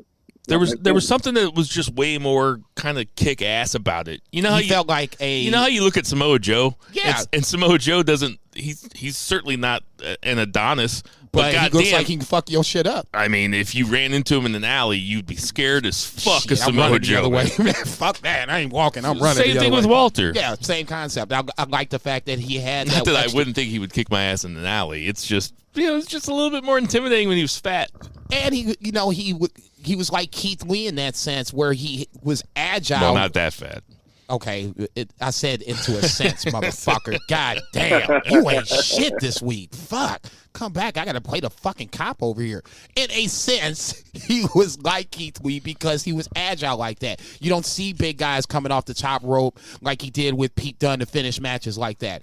That, to me, what made Walter stand out more so than anything else. Chops number one, agility number two. Zach. Yeah, no, I agree. We'll see. It's weird they split up Imperium. Yeah, I don't like that. Like, you got to change the names again. They do all this stuff, and you'll probably get to it, but like Raquel Gonzalez and now Raquel Rodriguez, and like everybody already changes their name when they get to NXT because they want them to have like a specific WWE name, but then they bring them up to the main roster and they change it again. Like, why even do it? I just don't get it. Yeah, I just saw on Twitter right before we came on that Tommaso Ciampa is now Mario Calzone. I was getting ready to say that. I just saw the look on my face where I'm like, at first I was like, I was getting ready to get pissed. I'm like, no, this is a joke. No, this is a joke. It was a riff on the joke that Zach just said, though, because I couldn't remember what was the joke, Zach? Luigi Stromboli. Luigi Stromboli was the one going around Twitter. That's right. And I couldn't remember it, so I went with Mario Calzone. I was about to get heated. I was like, wait a minute. But this is a joke. But Ciampa debuted, at least. I mean, kind of debuted. He's been on a couple times, but he's on Raw now, and they called him Tommaso Ciampa, which was a surprise. I'm waiting to see. Which I think is his real name, right? I don't know if it's his. Oh no, Johnny Gargano is Johnny Gargano's real name. Tommaso Ciampa is something just a little different. Hold on, I'll find it. Anyway, keep talking. Obviously, he's not going to have his full name for long. They'll change that as well. I will say that Tommaso Whitney. Yeah, right. I will say that I did like the fact that they threw Ciampa into the KO Ezekiel segment just to make KO look like he's, going more crazy. Like, no, motherfucker, this ain't Elias. This is Ezekiel. And KO's running around being the voice of reason, and everybody else is like, no, you're wrong. This is somebody totally different. KO's going to get Ezekiel over, though. Slowly but surely. It's probably going to happen, but it's going to take a long scenic route to get the crowd behind this particular angle, and then from there we'll just see what happens. So SmackDown ended with Roman basically cutting the same promo that he did on Raw, but he cut the promo saying that now he wants the Usos. He almost got caught in that Scott Steiner math for a second, where he was like, I'm one guy with 2 belts. He's like, but these are 2 guys with 2 belts. So sometimes when one guy has 2 belts, 2 guys need to have, and you could tell he was just struggling with it. He looks at Jimmy and Jay and he goes, 2 belts. And I was just screaming at TV. 2. I was like, 1 belt apiece. 1 belt apiece. I'm like, it's so easy to get out of. I can just see him twist himself in the fucking knot. There's 2 guys. They're wearing 2 belts. No, never mind. Forget it. It's making my head hurt. But WWE, back to WWE bullshit, though. He's out there talking, and then all of a sudden Nakamura's music just plays, and Nakamura walks down there, and then they super kick Nakamura, and that's the end. Now it's going to be Reigns versus Nakamura with absolutely no story. No story at all. They just bring Nakamura down. So all you have to do to get a title shot in WWE is just interrupt the champ's promo. That's all you got to do. That's no story. That is fucking lazy. In their lazy defense, there was a brief snippet where Nakamura and Reigns was going to be a thing, and then they pivoted away from that, and I can't think of who they went to. But just have Nakamura accidentally walk into their dressing room earlier in the show or something. Just have them have some kind of problem. That's all it takes. Just a little bit. Just a little bit of story. No, I'm not disagreeing with you. They could have easily flashed back and, said, okay, remember this match? Nakamura versus Reigns. It was, this happened here, this happened here. Right. This is, instead they just, like you said, they took the easy way out, had Nakamura come out, get super kicked in the teeth, and this is probably going to be your WrestleMania Backlash match, which is fine. I mean, Nakamura's not going to win. We're setting him up, to take the fall. I'm not even going to get mad about that. Nakamura is who he is at this point. Plus, he resigned, so you know what you're walking into. He's making that money. God knows I ain't going to knock him for it. I'll just say this. The fact that they lazily put this together is the biggest problem with it. I don't have a problem with Nakamura being the next victim. Zach, you taking Nakamura at Backlash? Oh, you know it. All right. Another thing that happened on SmackDown, Riddick Moss broke up with Happy Corbin.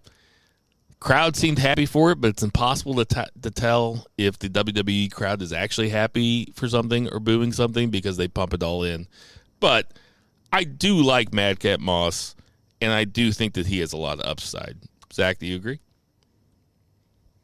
Oh, totally. I mean, his gimmick is silly, and I don't get why everybody has to, be wearing suspenders if he debuted in the last 6 months. But he's got, a really good look, and he is charismatic.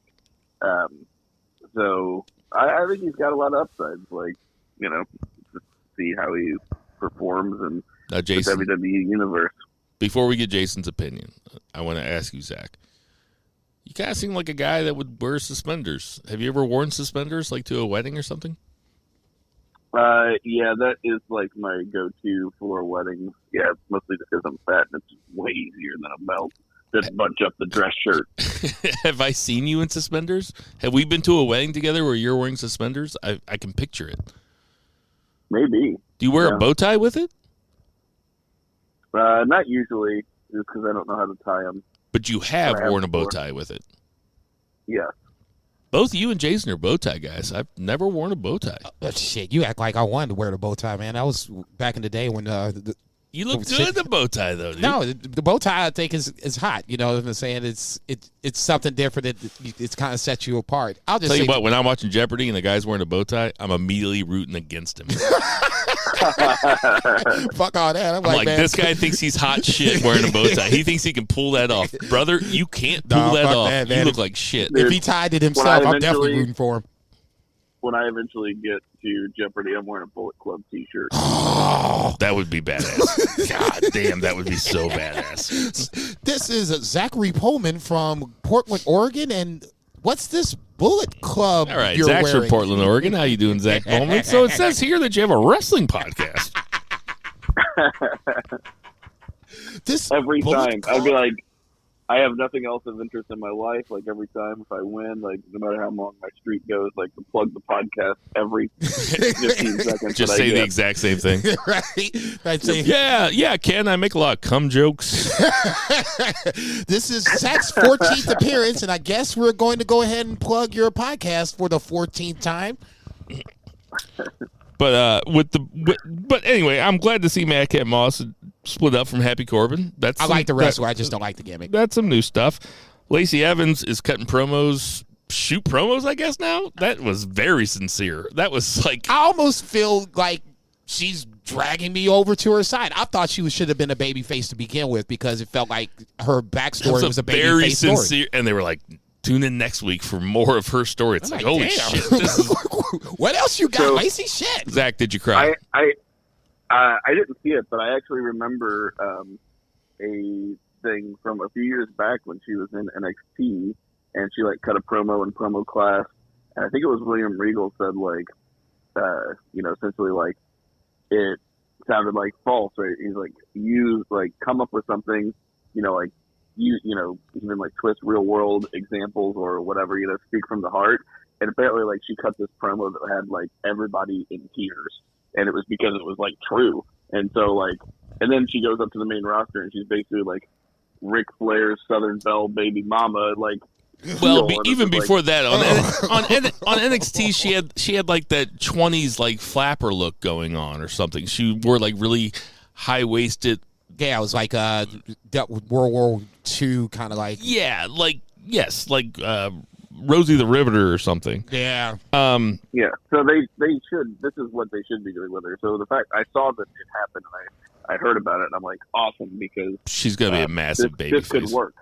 Once she talks about her dad being an alcoholic, her mom moving her all around, and then part 2 is about how she joined the Marine Corps. Isn't she in the Marines? Yeah, something? she is a Marine. So she joins the Marine Corps, and then she has a couple tours, and then she comes back, and then becomes a wrestler. By the time they get done with these, she's gonna be over as a babyface. Trust me. That's the way I thought they should have leaned into it to begin with, because some Americans like people that serve their country.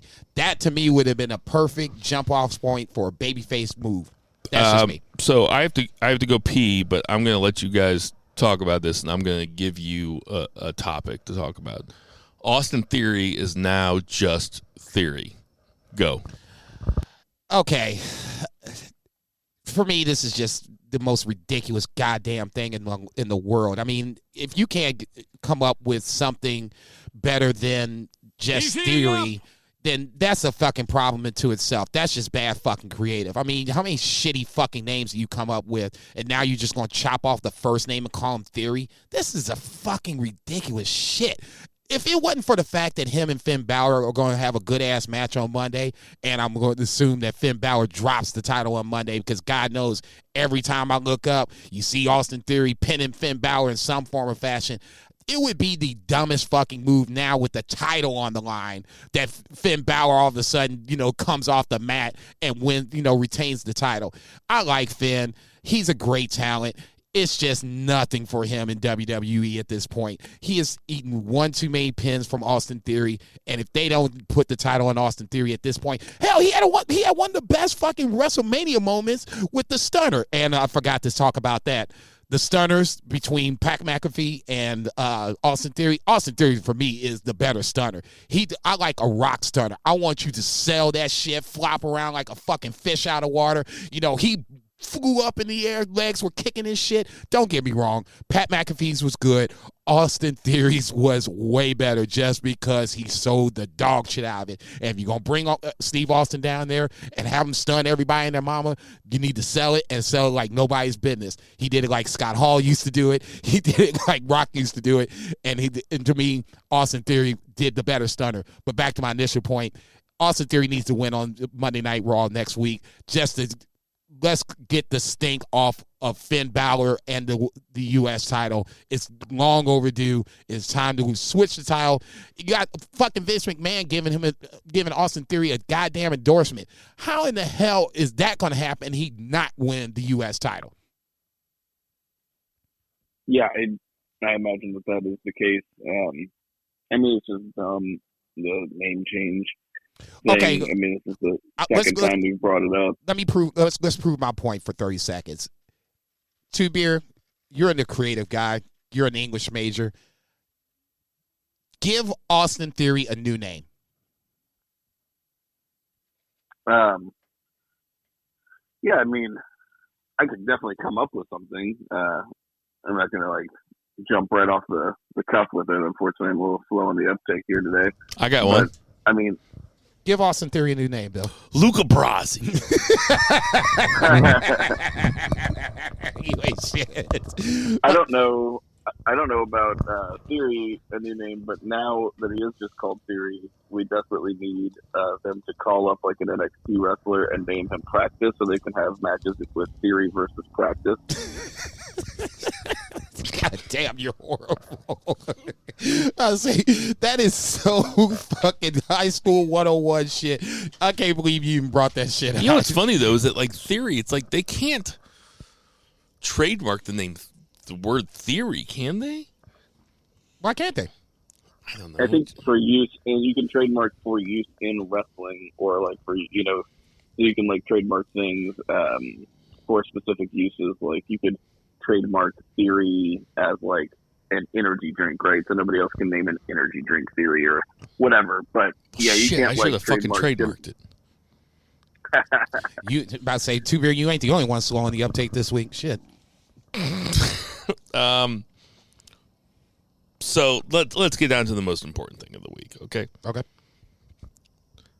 Veer. I didn't think that's what you were gonna say, but that's fine too. No, I'm just fucking around. Poor Tom. On the text message thread for the BFR guys, Jason earlier this week, he's like, "Hey, don't forget we have New Japan to watch." And I was like, "Ah, yeah, fuck. I mean, if we can, sorry guys, this is going to be a Veer centric episode. We're just going to talk about Veer forever." I will say this. I might have said this on the podcast before. Veer's Instagram is very endearing. He seems like a really fucking fun, cool dude. It's why not make this guy a baby face? And it's so stupid. It's just so Vince that they're bringing him in as a kind of a heathen that doesn't speak English. It's like, oh, look at this monster from abroad, parts unknown. Yeah, from Skull Island, okay, whatever. It's like, why not bring a guy like this in as a fucking babyface? You have a little kid that's flown miles to see him. He seems so charismatic. He really does. I mean, and not only that, that dude is as handsome or more handsome than Roman Reigns. Whoa! Let's take it easy there for a second. Pump the brakes here, Roman Reigns is really handsome. Have you not listened to this podcast? Do you not know that all roads lead to Roman Reigns? He's the best looking wrestler ever. Have you not heard that ever before on this wrestling podcast? I'll just say this. I think that is the true WrestleMania backlash. He's mentioning that someone might be more handsome than Roman Reigns. About to say that was the biggest pushback of the whole fucking I'll say this though too. The guy's got great hair, dude. Just tremendous hair. And that's the funny part about it. Because I looked at his Instagram or whatever. I'm like, damn, this motherfucker's got some fucking serious hair. Outside of that, to me, the biggest problem is that it feels like they're trying to make him as a heel when on Instagram you can clearly see that he is. It's just not he likes they're bringing to be him in interactive with people. I know this guy's not actually Asian, but they're bringing him in like he's Tensai. Remember Tensai? Yes. Albert? Yes. Do you remember that, Zach? Zach probably doesn't remember that. I don't think I was watching. When Albert came back in, Yeah, as an Asian wrestler, And basically? basically They called him came back- Tensai? He came back from New Japan, and he had a big New Japan run. He had a couple pay-per-view matches against Cena. And that's what the big thing was. They put him against Cena right away, and I'm just like, who the fuck is this guy? I'm like, It's Matt wait, Bloom. never mind. I know who you are. He's still an agent yeah. in the back. Yeah. But anyway, I was joking about all the Veer stuff, but really, they should just make him a baby face. God knows they need another baby face on that roster. So Jason and I kind of we were talking about this on Twitter the other night, but Miz TV opened up Raw, and the guest was Cody Rhodes, now allowed to use his last name. God bless him. So Jason was talking earlier about how they presented them as a big deal at WrestleMania, and this was definitely all the conversation leading up to WrestleMania, between us three at least, and also on Twitter and other podcasts and so on and so forth, was, are they going to treat Cody like he's a big deal? WrestleMania, the answer is yes. The Raw afterwards, he opened up with a long promo. The answer is yes. The second Raw, he gets 2 entrances in the first hour, both of them with massive pyro, and the I don't know what they're called. The graphic, I guess. The graphics that are all over the screen are just everywhere. I mean, it seemed like overkill. The pyro seemed like overkill also. Oh, yeah. It was, but he got it twice. And you using up the whole year's salary on this pyro. Jason, I see what you're saying. You were like, why can't we just get a backstage segment with Miz and Cody to build up the match? But the point is they are trying to make Cody a really big deal. And I have to say that right now, you got strike while the iron's hot. Cody is the hottest baby face in WWE, and it's not even close. What do you think, Zach? I think you're 100% right. I think you strike while the iron is hot, and you start a program, and you build it to SummerSlam. And that's like your SummerSlam main event, because that's your next big show after WrestleMania. You got so you're saying Cody versus Roman Reigns at SummerSlam? Yeah, that's what I would do. You got Nakamura, whoever in the meantime, maybe Drew, if they want to do something after Nakamura. It's 4 months away. I can see Jason doing the math. It's 4 months away. You got 3 pay-per-views in between, and then you get the August pay-per-view. Oh, you're fucking with me. Yeah, you have Nakamura, like Zach said. You have Nakamura fight a match. I think Drew is Drew's probably a good one. They've been quietly keeping him pretty strong, and he won this WrestleMania match, and he's a former champion, and I guess we've seen Drew Roman in a pay-per-view title match. Have we? No. I feel like we have. It's been a while. Or did we not? No. Never had Drew Roman. For a title match now. Okay. All right. That I can think of. What do you think about me and Zach saying that Cody is the biggest babyface in WWE? I can't really think of anybody else that is bigger at this point. I mean, Lashley's pretty big, but he's not as big. See, the thing is, like, Cody is doing... even on Raw, it seems like it's its own show. When he was on Dynamite, we were like, it just seems like the Cody show is just the Cody show. It seems that way on Raw, too.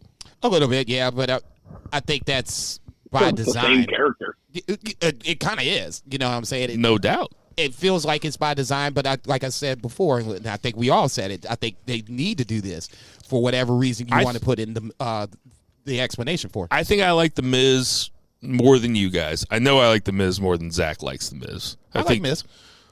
Yeah, I know.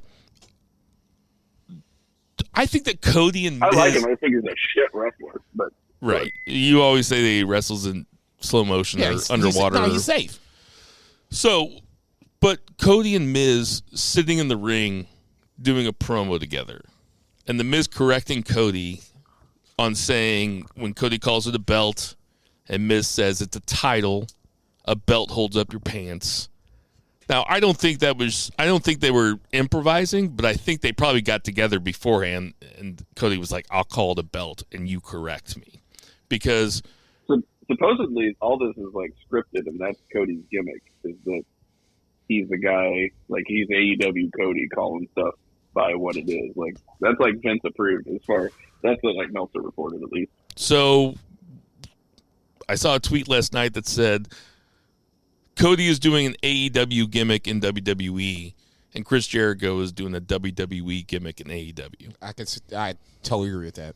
That's accurate. Yeah. That's fucking hilarious. No, it's goddamn comedy when you say it like that, because it's totally 100% accurate. I did trip so off of funny. I did trip off of Miz saying, it's not a belt, it's a title. We're not wrestlers, we're superstars. And I'm like, oh, okay. I didn't trip off of when Cody said it. I tripped off when Miz made it a point to correct him. And I'm like, oh, okay. I like that dynamic. Those are two dudes that's cool to have in the ring together, though, with this dynamic at this point. Yeah. Miz is not – I'm not asking Miz to be a gatekeeper for the WWE title. I don't want Cody to wrestle for the WWE title right away. I want him to wrestle Seth at WrestleMania. I want them to have the rematch. And then you build Cody up to, if we're going to do SummerSlam as the title, for the title against Roman Reigns. I don't know if it's going to be double title. My guess is probably not. If I had to guess, they're going to do off and on, where you have a SmackDown wrestler, Nakamura in this case, wrestle for the Universal title at Backlash. A Raw wrestler the following month wrestle for the Raw Championship, SmackDown Raw, SmackDown Raw. So let me ask Tubier about this. Cody is not really treating Seth Rollins like he's a heel. Cody is treating him as somebody that he respects and as somebody that he likes even. Now, Seth does that whole thing where he comes down, he laughs, and like I said last week, very Chad Rogers. But he comes down and he laughs. You said Chad Rogers. That's great. And sorry for the inside jokes. But Cody respects Seth. And then, so is there a possibility? And this is total fantasy booking, that we see a double turn? Zach. Oh, I mean, that's fun. I never thought about that. Real quick before I answer, also to give me time to think, I just want to point out the similarities between Cody and Miz. They both have reality TV shows with very hot wives, and both of their dads are blue-collar heroes. So it is very fitting that they would put them together. Son of a plumber. Son of a plumber, and then the sandwich artist of Cincinnati or wherever he's from. Yeah. Cleveland. I don't know. But yeah, man, I do think that initially you're going to have, Cody Rhodes getting big pops, because that's just what happens anyway. So naturally he's going to have babyface reactions. You can get reactions like either way though. I mean, I don't know. That's an interesting thought. My initial knee-jerk reaction says no, but it could be fun but Cody just had one of his big problems in AEW was that he was getting booed, and he didn't want to be getting booed. He was getting the wrong reaction. So I feel like maybe, hopefully, they kind of go where the fans tell them to go, in that regard. So because he didn't want to turn heel in AEW, because he was kind of a face of the company, and he did the charity work, and it was kind of a point of contention. He didn't want to turn heel, and the fans were booing him. And I just think WWE is a totally different dynamic. I think that if Cody didn't want to go heel in AEW, it had something to do with his hang-up about AEW. I think that he would probably have no problem going heel in WWE. Now, that's just me. The other thing I was going to say, I completely forgot. So go ahead, Jason. The double heel move is double turn. Double turn.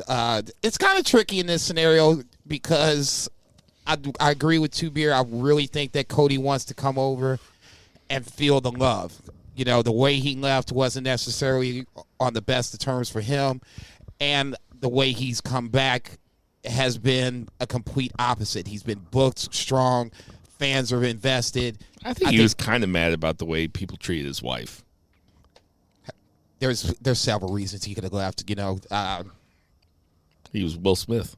he was Will Smith, and he had to defend his wife. I don't have a problem with that. He just didn't smack anybody on national TV while doing it.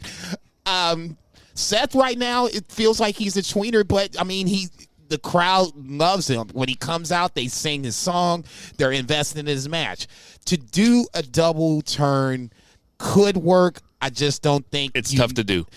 A and B, I don't think you need to do it. Could Seth turn face and face Roman Reigns again? Sure.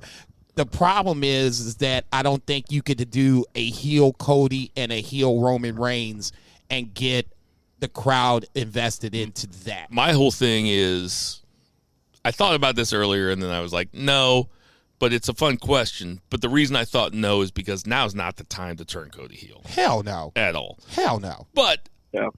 it I really might can't be the wait time to for- turn Seth face, though, because Seth came out the night after WrestleMania and just shook his hand. Babyface move. Last night, Yeah, totally. or Monday night, when Seth came out, he said he's like, you had a huge advantage because you knew who you were fighting. And kayfabe style, he knew Seth had no idea who was fighting, so he couldn't have gone over tape or whatever they have to do in kayfabe, you know. So that was a legitimate point by Seth. And then they shook hands again, and there was no physicality. That's I know where you're going with this. I'm just saying that's babyface shit. I'm not disagreeing with you. I'm waiting for the knife that's behind Seth Rollins' back. What do you mean? That this looks Because he's the babyface. architect. Yeah, I think this is by design. Yes. Where now that's the other way it could go, and it could totally go that way. It might not lead for a Seth Rollins win, but somewhere before now and the actual WrestleMania Backlash match, you're going to see a heel Seth I'll Rollins. tell you what, pop up though, again. I'm fucking watching that match live because I do not want it to get spoiled for me, and that sounds like a fun match. And their first match, which I rewatched the other night, was so fucking good, like so good, like the best WWE match that they've had in a long fucking time. I was worried about them coming after Bianca and Becky, and Bianca and Becky was a banger, man. Yeah. Just a fucking. By the end, I was like, who's following these two jokers? No shit.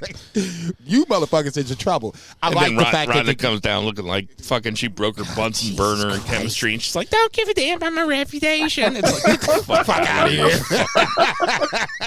dude. I'm so Fuck over. her. I I'm know, so man. over She her and sucks Charlotte. so bad. I don't care who wins at this point. Just somebody win and let's move the fuck along. All God, right. is brutal. So I don't think there's much more that we have to talk about with the main roster. Sonya Deville gets another title shot. Sonya Deville gets another title shot. Damian Priest and AJ, like their match just kind What of the ended. fuck? Yeah, it just ends. It Come was- on, it guys. was stupid. I'm trying Dude, to I read get on that this. I need to Yeah. see a pin or something. The bell needs to ring. You can't just have the lights turn black light and Damian Priest is wearing fucking weird contacts. Have You some can't do lightning it. come out of his ass or something. I don't No, care. I don't want that. I don't want that. I don't want That's that. not enough. That's want not that. enough to stop the match. That was like my last bout of COVID. Okay, so at that point, we stop in the match. That's all I'm saying. Just give me a reason to believe that this is actually happening. I'm trying with this Edge faction. It is off to a bumpy start. All right, let's. One more thing I want to say. Butch versus Xavier Woods. Oh, Jesus Christ. Xavier Woods might be my least favorite babyface promo in the biz ever. Ever. That's why he blocked you on Twitter. Talking shit. Well, he blocked me on Twitter because I was talking about Paige and Brad Maddox. That's what I'm saying. You talking shit. Let that man create. Okay, all right, yeah, let's get to that. That'll do it for our 3 count. That man's an artist. Hey, time to talk about our sponsors. We ain't got no sponsors. Let's get those odds and ends. All right, so let's talk about New Japan Hyper Battle. About to pee in my So, pants. Zach, where are you at in the Hyper Battle right now as you're watching it? My brand new Xbox, Oh, Jesus. ended up, the browser, restarted, 3 matches in, and I just gave up on it. So I'm gonna watch it later on my Fire Stick. So All right. Well, Jason and I are going to talk about you've seen it. Spoiler alert, everybody. please do. But I want to talk about 4 matches. Okay. I want to talk about Evil Hiromu, Goto and Yoshihashi versus Great Khan and Jeff Cobb, Sho versus Despy, and Sabre Jr. versus Okada. Evil versus Hiromu. I watched this against my better judgment. I knew that House of Torture was going to get involved. And I was like, well, Evil had a pretty good match in New Japan. Maybe he'll have a good match here with Hiromu. Nope, it was not a good match. It was a bunch of House of Torture bullshit. Evil ends up going over Hiromu, which I guess I should have seen coming because Evil is the heavyweight. I don't know. I didn't like this. I didn't care for it, Jason. What'd you think? I'd see why you give Hiromu a little, I guess, leeway to say that he could win this match. Obviously, he beat Evil in the New Japan Cup. He beat Suzuki in the New Japan Cup, and then ultimately lost to Shingo, which there is no shame in that. Nope. So at that point, he's won the New Japan Cup. He's pinned Evil in, preview matches leading into the title match. So they at least gave you the hope of hopes to where Hiromu could actually take the title. But like you said, House of Torture, their fuckery is so much that even when I was watching the match, I'm like, man, I wish LIJ would. This would be a time where LIJ could come out. I would wish they would come out, but that's just not what they do. They're not a true babyface faction. They're more of a heel-ish faction, tweener faction, however you want to call it. So they never came out. Sonata, another quick spoiler alert, he's got to drop the U.S. title due to the damage done to him by Will Ospreay. So it was just one less person for LIJ to have come out to help Hiromu. Hiromu did what he could in this scenario, but ultimately it's just, I'll give the match this. When they got House of Torture out of the way and it became a singles match for the last 5-10 minutes, that was the best part of the match. Yeah, but you've already put the toothpaste It's in my already, mouth while yeah. I'm drinking the orange juice. No, It's like the rest of the orange juice isn't going to taste good. I'm not saying I disagree with that, okay? That's another metaphor for you over there, English major. Love it. Tama Tonga comes out afterwards, or Tongaloa. No, it's I Tama Tonga. don't know.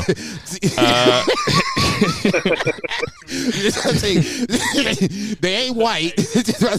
So you got problems with the white guys in tag teams, but they ain't black.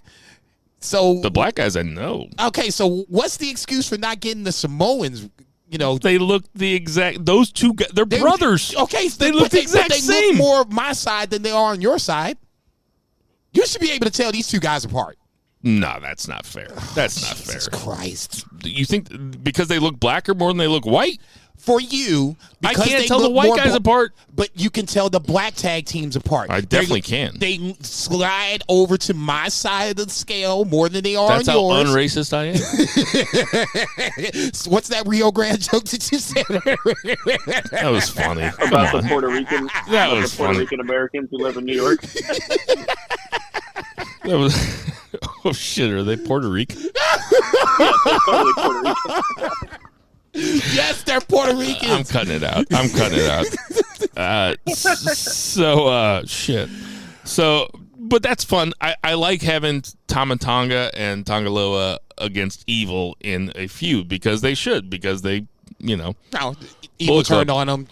Turned on Jado. I was thinking about this today in the shower when I was getting ready for work, and I watched this match again. 3 or 4 years ago when Bullet Club broke up and the Tongans turned on the Elite, that's Omega, the Bucks, whomever the case may be. I thought that was going to be a time where Tama Tonga was going to kind of explode a little bit and be the leader of this separate Bullet Club faction. At that point, for whatever reason, I can't remember why, it kind of fell apart. Two-Beer, do you remember why it fell? Was that when AEW started to happen? Because it felt like that was going to be a storyline, and then for whatever reason, they kind of went away from it. Was that when AEW started? Do you remember? I don't know. I don't remember the timing. Okay, so anyway, just to fast forward to the hyper battle portion of the program, I don't have a problem with Tama Tonga coming up as the next challenger. It makes storyline sense, number one, because obviously Evil was a part of Bullet Club, ousting Gorillas of Destiny and Jado. And number two, I think it's just been, time long enough to where now we can get Tama Tonga a singles, a nice little singles run. Even if he wins the title, I think that would even be cherry on top of the cake. Hell, the man's beating Okada. You know what I'm saying? So, I mean, at this point, Evil should be not a break per se, but just, someone that you can see that he can legitimately beat again and win the never open weight title. From there, if he doesn't do it, Tonga Loa might be a nice little backup. He had a nice little G1 run. He had a nice little New Japan. I'm sorry. He was in the New Japan Cup. He had a couple of good matches after the fact. So in that scenario, if Tonga Loa is the next guy behind Tama Tonga, that's fine. Me personally, I would love to see Tama Tonga beat Evil just because, number one, I can't stand House of Torture / Evil, and number two, Tonga Loa feels like a guy that's been on the cusp of actually breaking out and just hasn't done it for whatever reason. I mean, shit, at the time, New Japan was freaking loaded. You had Bullet Club basically running the roost with AJ, Kenny, and, the longest reigning IWGP champion and Okada running around. You really never had a chance for Tama Tonga to get in. Now, I think this might be a time where he can get a foot in the door, beat Evil, and have start his own little never-weight title run. So we have a new tag team champions? Yeah. Cobb and Great Khan go over Goto and Yoshihashi. So Goto and Yoshihashi, as feel good as that win was at, was it Wrestle Kingdom? Yes. They were kind of transitional champions. Just in the sense that they really didn't feel like the dominant champions like they were when they were the six man with Tomohiro Ishii. Obviously, they set the record for most title defenses as a six-man team. This felt like it was kind of a spin-off off of that, but it never really felt like they were that good of a team. I was kind of waiting for somebody to kind of come along and take the titles away from them. When I heard it was going to be Great Khan versus Jeff Cobb, I was kind of like, okay, this feels like this would be the team to do it. Anything with Jeff Cobb in it, I'm always on board for it because I think he should have been the one to challenge Okada. We'll talk about that here in a second. But the fact that he fucking rules. The fact that they have him in as a tag team now with Okada might have to put that on pause for a little bit until we figure out what's going to happen. Tour of the Islands. One of my favorite finishers and is safe as fuck. Only been kicked out of once by Okada, right? Yeah. And that... At that point, that's as strongest finisher as you have in the game. Hell, even the End of Days got kicked out by Drew over WrestleMania weekend. So I don't want to talk about it. Thoughts on the tag title change, Zach? I think it's good. I think the Empire is much more of a fresh, much more of a money group than, Chaos. Which Chaos are going to be fan favorites and right there, but I mean, absolutely, the Empire, especially coming up with Windy City Riot, which I'm really maybe regretting. Are you guys going together? He's not going. No, I gave him my tickets because I just couldn't travel. I just didn't. It was just a lot. And a lot of money and a lot of time, and I was going to be exhausted. We had people that were in town all week visiting, and then I was going to have 2 days, and then I was going to go and travel for the weekend. It was just going to be way too much. So, but the card looks awesome. So what I'm getting at is Ospreay and Moxley. I guess if you don't love wrestling, that's a lot of money. Leave that man alone. You got kids. So, I went to book my flight, and the flights had gone up. I got riders over here. The only seat available was it was in the middle of two other seats, right next to the bathroom, for the 5 a.m. flight back. And I was like, I can't spend $300 on that. Like, just I'm gonna have a miserable time. So I didn't do it. But what I was saying is with Ospreay and Moxley, and you have the United Empire. Maybe we get a little Blackpool Combat Club United Empire action on like AEW or Strong or something. Are you what? You're not in. Oh my god, dude! I can't even believe. That sounds awesome. Are you being sarcastic? Yeah, he's being sarcastic. No, I'm not. Blackpool Combat Club versus the United Empire, Ospreay, O'Khan, Jeff Cobb. You think I'm being sarcastic about that? You were over there snoring like 30 seconds ago. No, I was just like, oh my god. I was like that Antonio Banderas meme where he's just like, oh god, like it's so good. No, I'm not being sarcastic. No, I want to see Great O'Khan and Jeff Cobb versus Daniel Bryan. Did it not sound like he was snoring? Yes or no? Thank you. Thank you. Audio wise. Okay. Yeah. Sorry, no, I was blowing out. I was doing what my daughter does. I was raspberrying. I was like, okay. God damn, that sounds fucking awesome. That's what I'm talking about. That to me is Are you kidding me? Dude, good. I can't believe you guys thought I was being sarcastic there. Good. I want Weird New shit Japan and happens I want New Japan and AEW to have a fucking open relationship. I want them to be polyamorous. Obviously they are. Yes, but that sounds fucking sweet. Yeah, are you kidding me? I want to see Jeff Cobb and Jon Moxley fight. Didn't we have them in the G1? Yeah, we probably did. I should probably go back and watch that. Okay, see, you're welcome. No, I think AEW. Right. I didn't mean to grind the conversation to a halt. I was actually I was into it. Okay, I was going to say because that sounds fucking amazing right now. That's a great way to get Wheeler Yuta over again, and the fact you got six really good athletes in the ring. That sounds amazing. That would be absolutely. I want great. to see Bryan Danielson. Zack Sabre at Jr. Kurukan Hall.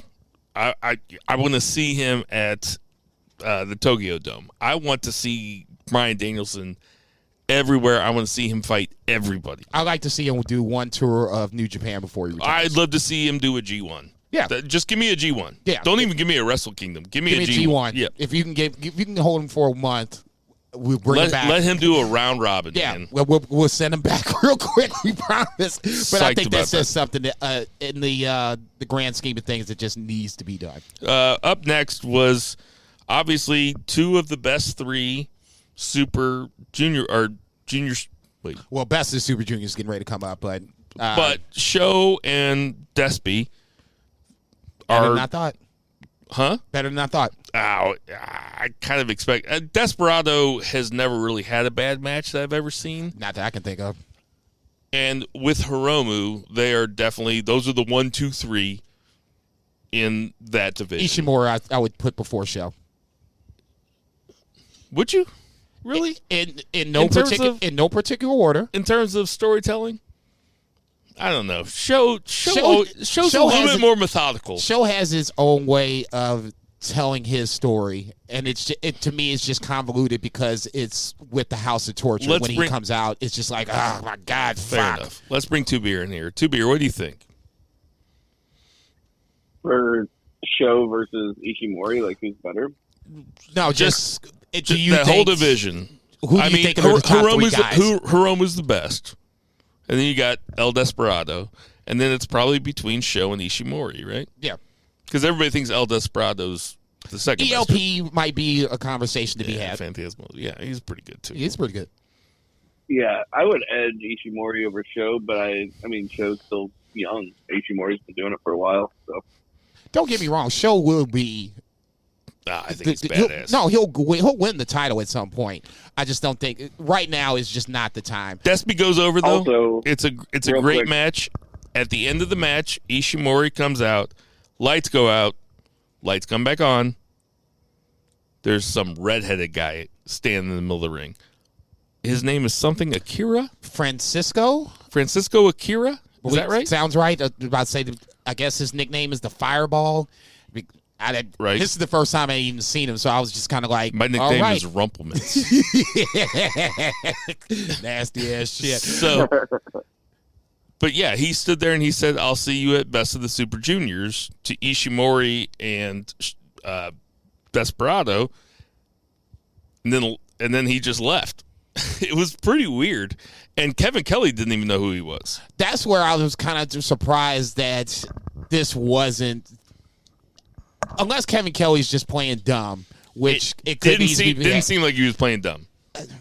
Kevin Kelly's usually on point, so that's why I'm going to give him the benefit. It didn't seem like he was playing dumb. It seemed like he did not know who that dude was. But Chris Charlton was like, this is so-and-so. Yeah, but Chris Charlton knows everything. Okay, but that's what I'm saying. Kevin Kelly's pretty laser-focused on NJPW. And that's why I'm just kind of like, how's this not going to go through you, or you're just playing silly? Like, anyway, this kid looks like Philip Seymour Hoffman's kid from Licorice Pizza. He looks like he's 15. He had zits. Stop. He had fucking zits. Stop. I'm not making fun of people with zits. I'm just saying he looked young. Jesus Christ. All right. Man, he didn't have a match in the ring yet. Zach, go find it and tell me this guy doesn't look young. Yeah, and then finally, when you get a chance, okay, just go fast forward to the end. Just make this man happy. Finally, we had what I've been looking forward to, was Okada versus Zack Sabre Jr. for the IWGP Heavyweight Championship. Lasted 29 minutes and 50 seconds. Perfect time.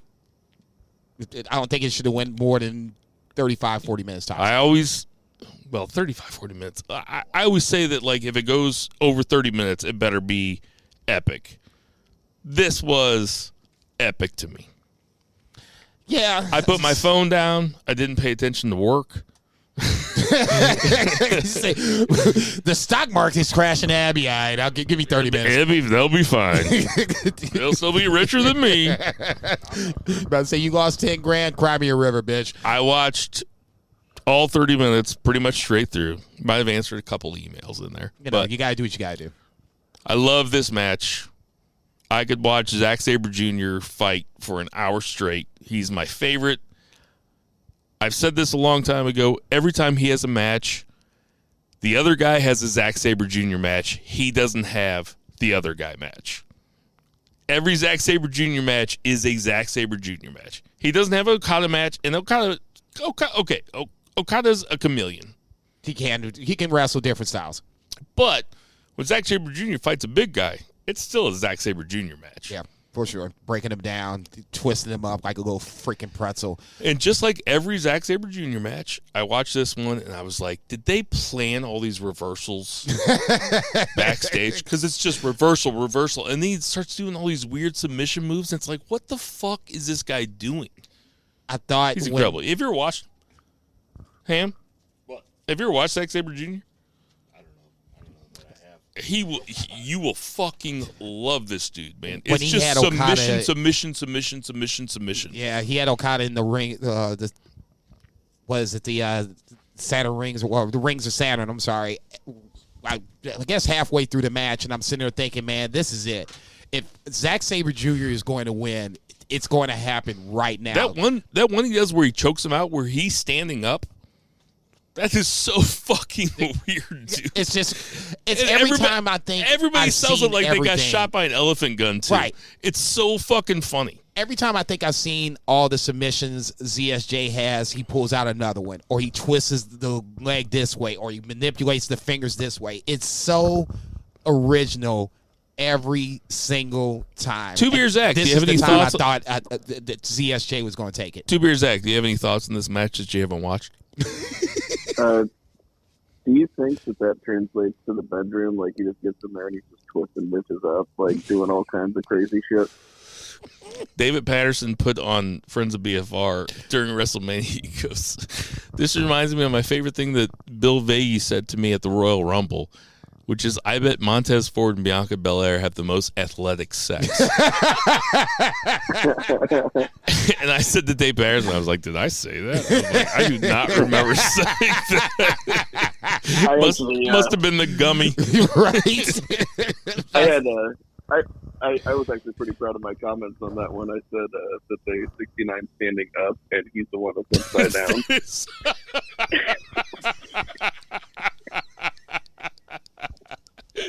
That's such a good joke. And I also said that every time that Every time that he penetrates her, it starts with a frog splash, like 20 feet up before he penetrates her. Jesus. I bet that guy's grenade. Silly as fuck. Here's the thing. Montez Ford will carry this company someday. God, I hope you're right. He really will. No. I don't think he's going to carry it. I think he'll be a superstar. Montez Ford being on top and Bianca Belair being on top at the same time sounds pretty fucking cool. Just don't put them together because people will react. We learned that tonight, and that's something I've never really thought of, but I kind of need to dig deeper. Can you keep them away? I mean, I think we all know. Actually, let's just finish with New Japan first, and then we can sidebar to this in a second. So Naito comes. Okada calls out We're at like Naito. 2.5 hours, man. This is such a fucking long podcast. I just got back. Deal with it. Okada calls out Naito. They're going to have a third match at Wrestle Dankatu, I guess, coming up here in May 4th, May 5th. Okay, that's where I was going to ask you. You know how I'm feeling about this. I don't want to see this at all. No, I don't want to see it at all. It's like, that's fine. Have a rubber match. Make it at Wrestle Kingdom or something, or put it down the line. It's too many Okada Naito matches in one clump. 3 in like the last 6 months or something. It's less time than that. It's 3 this year, yeah. I don't want to see Naito Okada again. No. Right now. No. I would have much rather fucking Cobb come out or something. Something. Ospreay. Anybody. They got to sell anybody. I don't want to see this match. No. Ibushi. That's the one that I thought he was going to call out, and he called out Naito. I'm like, okay, I get it, but no, not a fan. So Ibushi must still be hurt. I'm guessing. Yeah. G1 is going to come up. Omega. Moxley. Somebody but Naito. And this is coming from the number one Naito mark that okay. there is, dude. I kicked some shit. The cats are like, man, what the fuck's wrong with you, nigga? Damn. I thought you liked Naito. All right. So if you haven't seen the Zack Sabre Jr. and Okada match, I can't recommend it more. I'm not saying it's going to be a match of the year candidate at the end of the year. I'm just not saying it's not going to be a match of the year candidate at the end of the year. It was pretty solid. Because once I watch it again, I'm going to see shit that I didn't see the first time because I was working. Yeah, it was pretty solid. I thought for something that I didn't have a lot of interest in, I thought the title matches were all really good, minus, I guess, Evil and Hiromu, just because it was the House of Torture they were like a boil on my ass. This is banned from ringside. All right, you said there was one more thing you wanted to talk about? Just real quick on Montez Ford, and I know everybody, people think he's going to be the next, everybody's big hiring superstar. him. I'm not disagreeing and with they that. should be hiring him. Okay, but we do know that Bianca and Montez Ford are married. I don't know how you can keep them separate on screen. At some point, they're doing it with Seth and Becky right now. Okay, but they just never put them together. I don't think just say, yeah, Bill, that's a good point. Yeah, Bill, that's a good point. All right. Thank you very much. Anything else we want to talk about? No. This is banned from ringside. All right. We got some birthdays this week. Lita is 47. Bryan Adams. Lita's 40. Jesus Christ. Okay. She's 47. Bryan Adams, R.I.P. R.I.P. Got a big shout out in Undertaker's Hall of Fame ceremony speech. Did you watch that? Yeah, I watched the whole thing. Did you like it? Yeah, I did. I thought it was weird that he was wearing the microphone on his head like he was Tony Robbins or some shit. That's the only thing I was he tripping looked off. like a I didn't watch it, but I saw speaker. it. I was like, is this Joel Osteen over here? What the fuck is this? Yeah, it did look like Joel Osteen. The Shaq Gaspard thing got me. Made me cry. Yeah, it was fucking. I was about to say, I didn't watch the Taker speech, obviously, but I did watch the Shaq Gaspard induction speech. It was powerful. The aforementioned Marina Shafir is 34. Austin Aries, the canceled, the Me Too. No, it's a good race. Austin Aries. He's over in Control Your Narrative, man. He's doing just fine. Oh yeah, that promotion sounds like it's doing great. Georgie Animal Steel would have been 85. Vicky Guerrero is 54. God love you, Vicky. God, keep screaming in that mic, girl. Yeah, she's good. She is good. Paul London is 42. He's my age. Mia Yim is 33, a.k.a. Jade. Who is Mia Yim? Oh, Maki Ito. Maki Ito is coming over from Tokyo Joshi Pro Wrestling to wrestle Mia Yim sometime in the next couple months. Didn't understand. She's going to be The in first Portland, actually. I'm going to go see her. 20 words you said. Jesus What'd you Christ. say, Zach? I said she's going to be in Portland. I'm going to go see her at the Roseland Theater. That's what's up. Roddy Piper. Would have been 68. That's my parents' age. One of the best heels that never win the world title. Yeah, he was shit in the ring, though. I'm not saying he wasn't shit in the ring. Brooklyn Brawler. One of the best. Still alive. One of the best enhancement talents that we have. 61. Kurt Hawkins, a.k.a. Oh, what's his name in Impact now? It's his real name. Shit. That's pathetic. How the Brian fuck are you Rose? going to say it's pathetic? What'd you say? No. Brian Rose, right? Brian Myers. Brian Myers. Myers. Yeah, of course. Of course. Everybody knew that. Yeah. You have a wrestling podcast, dude. You don't know that shit? I'm sorry. I haven't watched it 3 weeks. And Garrett Bischoff, I had to put this one down here because I do not remember Garrett Bischoff. I might have said the exact same thing last year. Who the fuck is Garrett Bischoff? And he had a run in WCW? Yeah, a little bit. He's 38. So how young was he? He must have been fucking 18. Yeah, he was pretty young at the time. I was about to say Tinder probably remember that bad boy. Oh, I bet he does. Totally. Hey, everybody. We know there's tons of podcasts to listen to, so we appreciate you guys listening to our podcast. For Kevin Slamilton Hamilton sitting right next to me the entire time. For Murray the Murray Man Murray. For Patriot Pat. For Sideways in Time podcast. For Tinder Mahal. For Double check. Grandel Wrestling. Triple Go check. look it up. Grandel Wrestling, April 30th. TikTok. Jason and I will be there. For Two Beers, Zach Pullman. Check. For Vice. Check. For Jason Cornelius Bell. Konnichiwa, I bitches. am Bill Vagey. Check. And everybody, never forget to tip your bartenders. Check. Black Lives Matter and boo the heels.